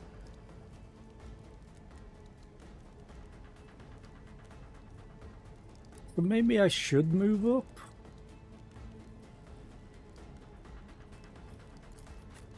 Maybe I should be here. Oh, they don't have a lot of health, thank God. And I think I go first. Problem is I don't know the type of range on my weapon right now. The combat abilities of characters differs depending on their archetype. Available abilities are located at the bottom right of the screen on the abilities panel. To read the full description of the ability, hover your cursor over its icon or click right mouse button on it. Click left mouse button on the item to use the ability. Before the ability is used, you will get to review its estimated outcome while hovering your cursor over a character or an area of your choosing. You will also see the ability's area of effect, and each character in this area will have a number displayed over them, denoting the probability of being successfully affected. If the ability's effect is guaranteed to work, the ability's icon is displayed instead of a number. When you are ready to use the ability, left-click again to confirm your choice. During your adventures, your characters will gain new abilities and talents as their power grows. You can view the full list of abilities on the character's abilities page. Talents grant passive bonuses and improvements. Characters acquire talents as they gain new levels. Yes, I want to level up. What's the point? Do I have an XP bar? Puritan or a fanatic? What are these? Summary. Okay.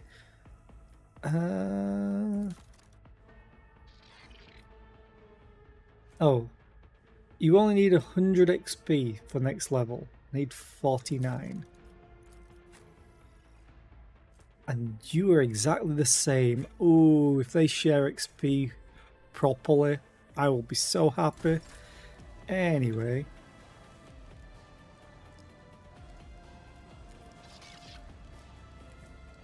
Deadeye shot.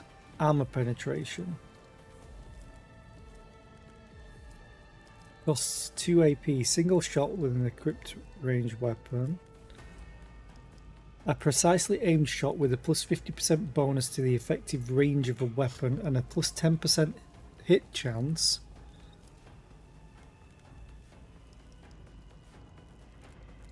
Okay.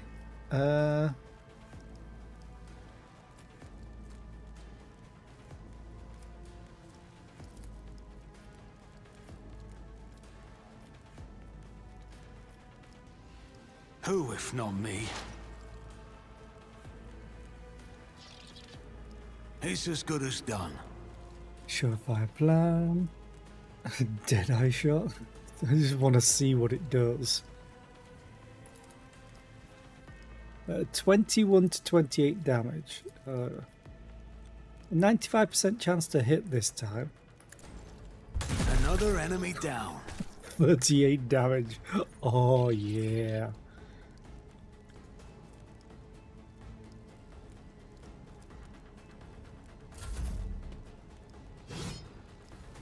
Parry. Nice. Yeah! Despite melee superiority. Okay. Abelard's abilities. Your new companion is a warrior. Abelard specializes in melee combat and drawing the enemy's attacks. Charge is a unique warrior ability that works only when they are using a melee weapon and is not considered an attack action. Use charge to close the distance between you and the enemy and deal damage.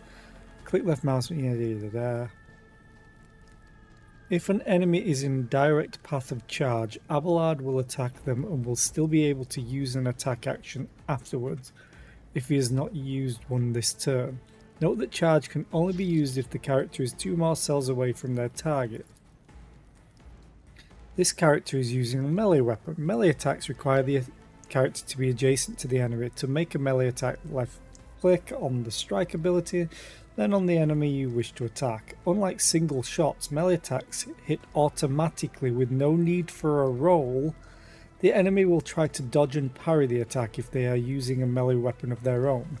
Melee weapons can be used to make area attacks. All creatures in the area will suffer damage unless they succeed on a dodge test, or a parry test if they are armed with a melee weapon. Damage dealt by melee weapons depends on the weapon's parameters and the attacker's strength score. Cleave. Strike. All creatures within the area of effect within a 1 cell radius. Okay. What abilities do you have? Brace for impact.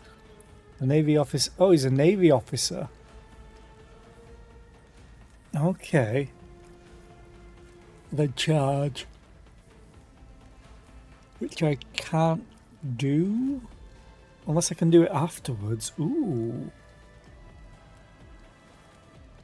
I will do my duty. Dominance achieved! Oh, that is so gruesome and I love it. I could still charge. Target is too far. It will be done. Oh, you parried. Yeah, I can know about attack of opportunity if an opponent... Yeah.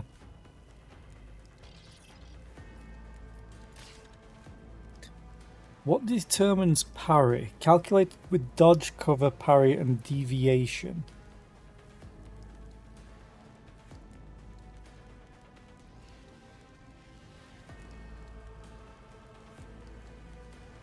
Okay.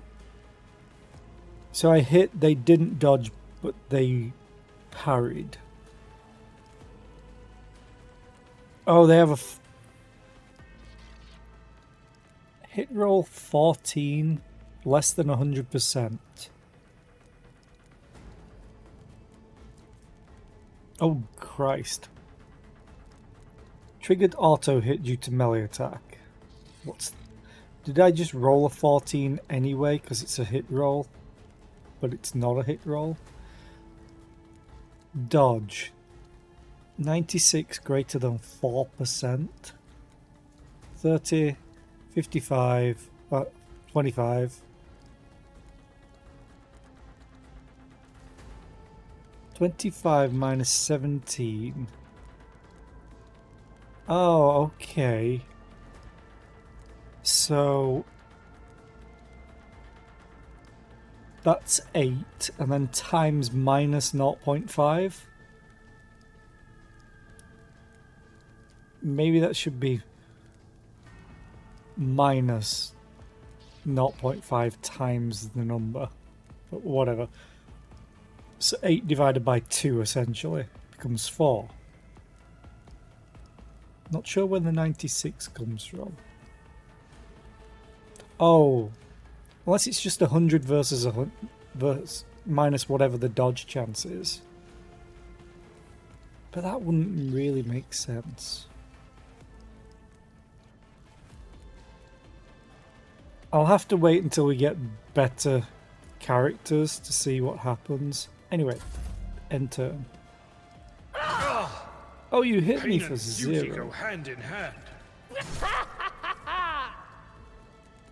Friendly fire? Be careful, companions can get hurt by your burst shots or area attacks. To avoid friendly fire, keep an eye on the trajectory of the shots and the area of effect of area attack abilities. Okay. So does that mean if I shoot you, I could hit one of you two instead? But it might only be for burst damage. I'll make it happen. You never stood a chance. Wait, that pierced through? Piercing? Wait, what?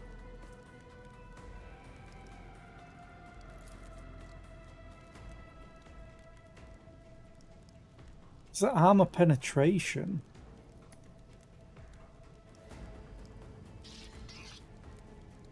Oh, triggers over penetration. Because I scored a crit. I have quite a high crit rate. Jesus, hang on. I have to check. Parry. Ooh, that... Ah, now I can learn about it.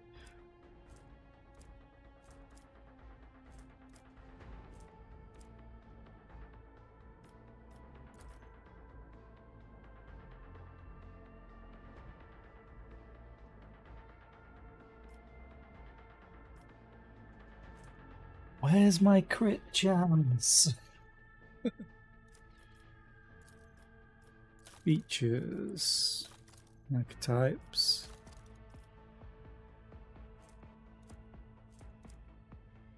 Would have thought it would list my crit chance somewhere.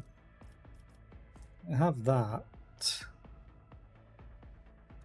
Because I know I get crit chance from one of my start in abilities, I think.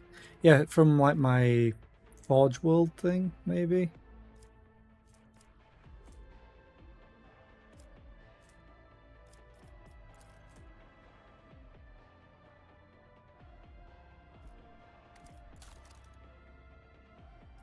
Talents. This is where it will be. I hope. Because I increased my crit rate.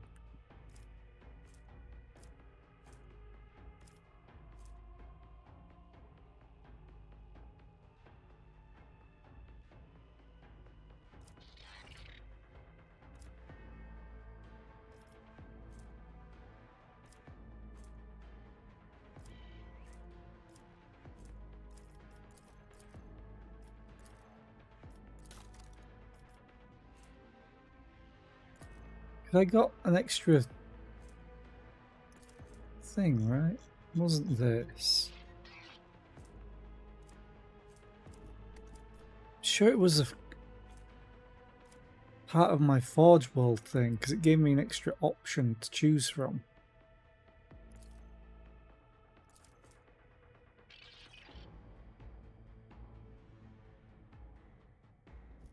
But it's not listed anywhere.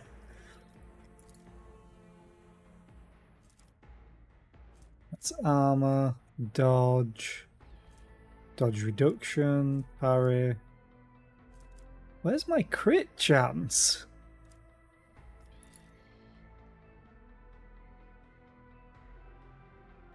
So I think that's armor pen. Max 30. Oh, this will be range increments. This is damage. That's the reload.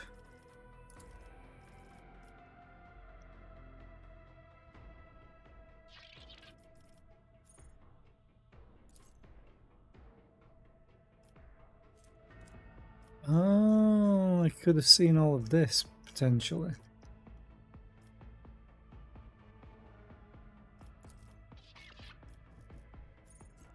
General map.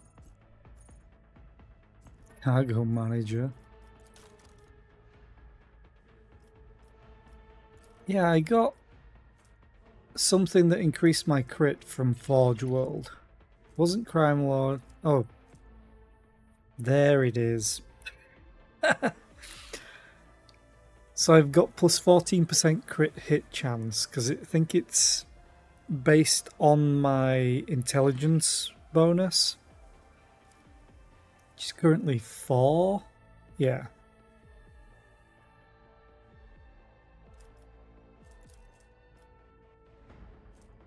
+10 int bonus, yeah, 14% crit chance. But I wish it labelled my crit because I don't know if there's a base crit chance anywhere. Hit chance. Like, that's severely lacking in one thing. Must not have features. Additional hit chance. I wish I could see where my crit chance was and taking effect from this. I guess because I got a crit hit, I could check this.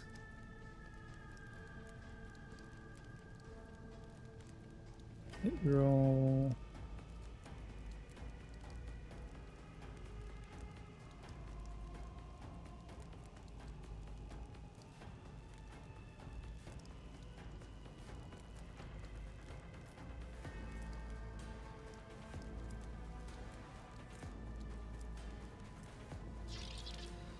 Oh, that's the one.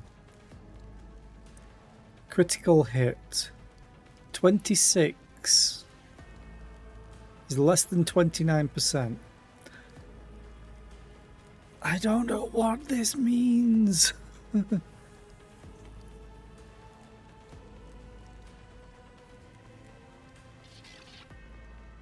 Oh, wait a minute.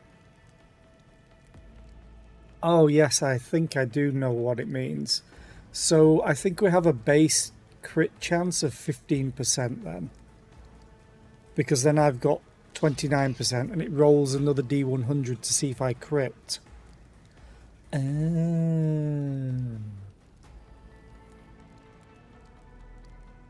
But does this roll before anything is applied? Because total hit chance is 93%.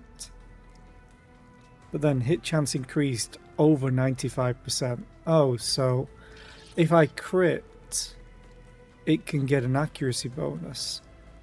Maybe? No. Base hit chance increased over 95. So I rolled over 95. So it increased my crit chance. So I've got a base chance of 10. Plus my 14 from my Forge World stuff. Okay. I'm learning. I'm learning. Anyway. Let's continue on. End turn. And then we'll strike you down. There's only one left. Experience points. You can advance the level of your character and companions. Prevailing in battles, exploring the Coronis Expanse, and completing quests earns you experience points. Once you have accumulated enough experience, your character gains a new level. Click on the arrows symbol on the character portrait to open the level up screen. Each level gained offers your characters new progression options, which include new abilities, talents, skill improvements, and other enhancements. Your companions gain new levels at the same time as your character, even if they are not included in the active party during your journeys. You can always increase their level later. Thank you!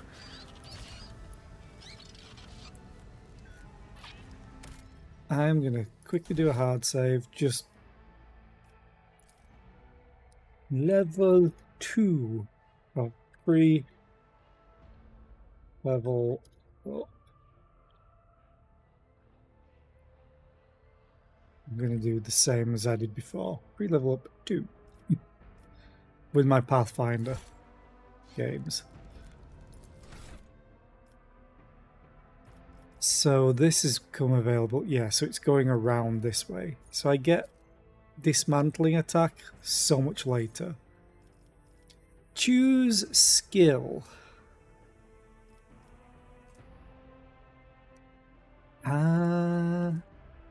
I do want tech use, but having another Medicae would be good.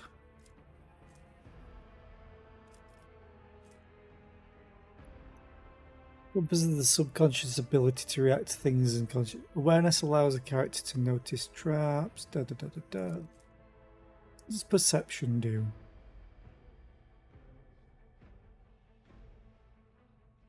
And reduces enemy dodge chance against the character. That's base perception. Okay.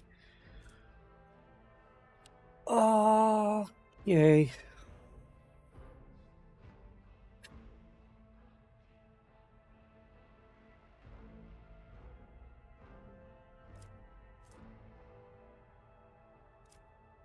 Getting a plus 10.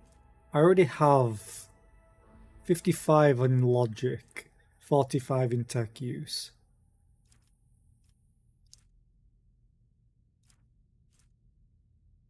If I take Medicae, I'll have someone else that can use. Screw it. I'm going tech. It's affected by perception. What?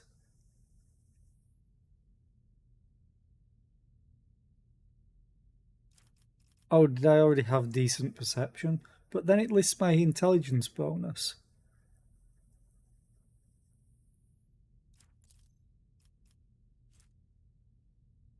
I could take this to 65.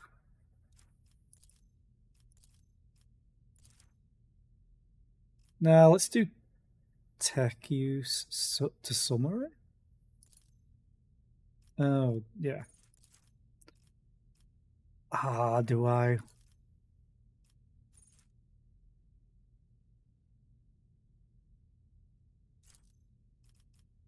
Oh, this is perception, but so I will need perception as well.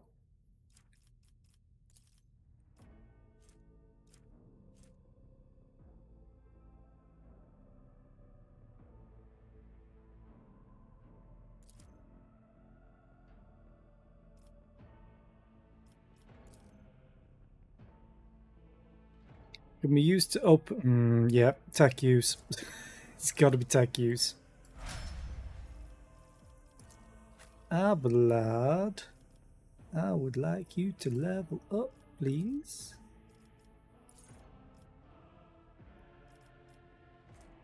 You've got demolition, Medicaid.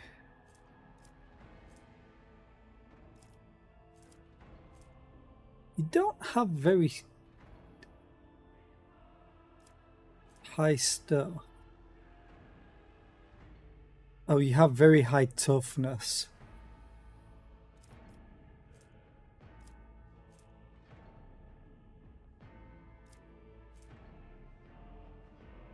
Your Medicaid is not actually that great. I think I'm going to give you athletics. You are my tank.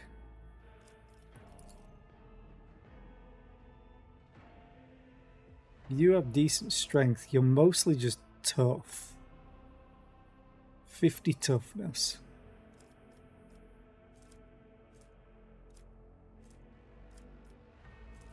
I'm going to take athletics.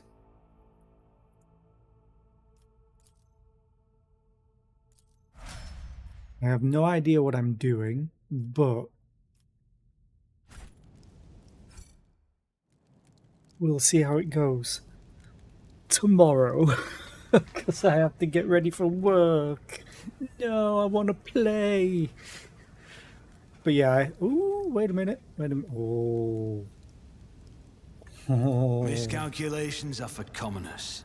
I don't make mistakes. I make Collecting profitable learning loot. experiences. Defeated enemies have no further need for their former belongings, but you can discover valuable trophies among them.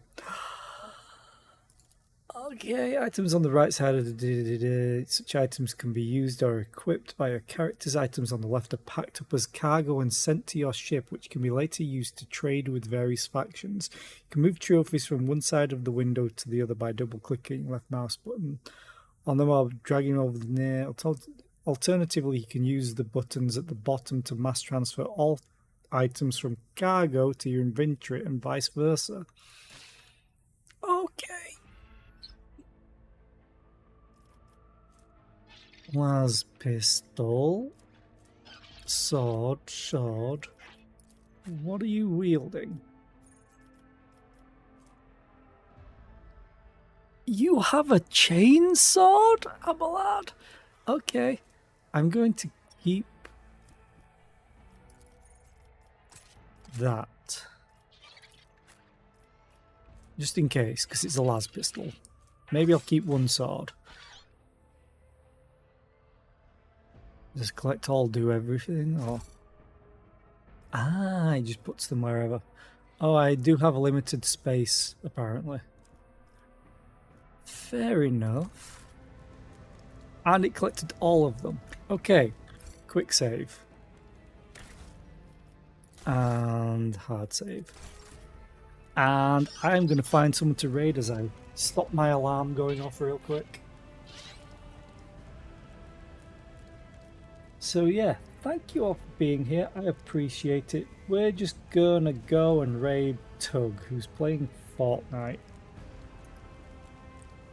Because he really loves that right now. It'll be fun to see the Lego build stuff. So anyway, thank you all for being here. I appreciate it. I will be back tomorrow with more of this for the Emperor. And yeah, I hope you all have a great rest of the day. I'm going to go and suffer, because I know I've got a big delivery today at work.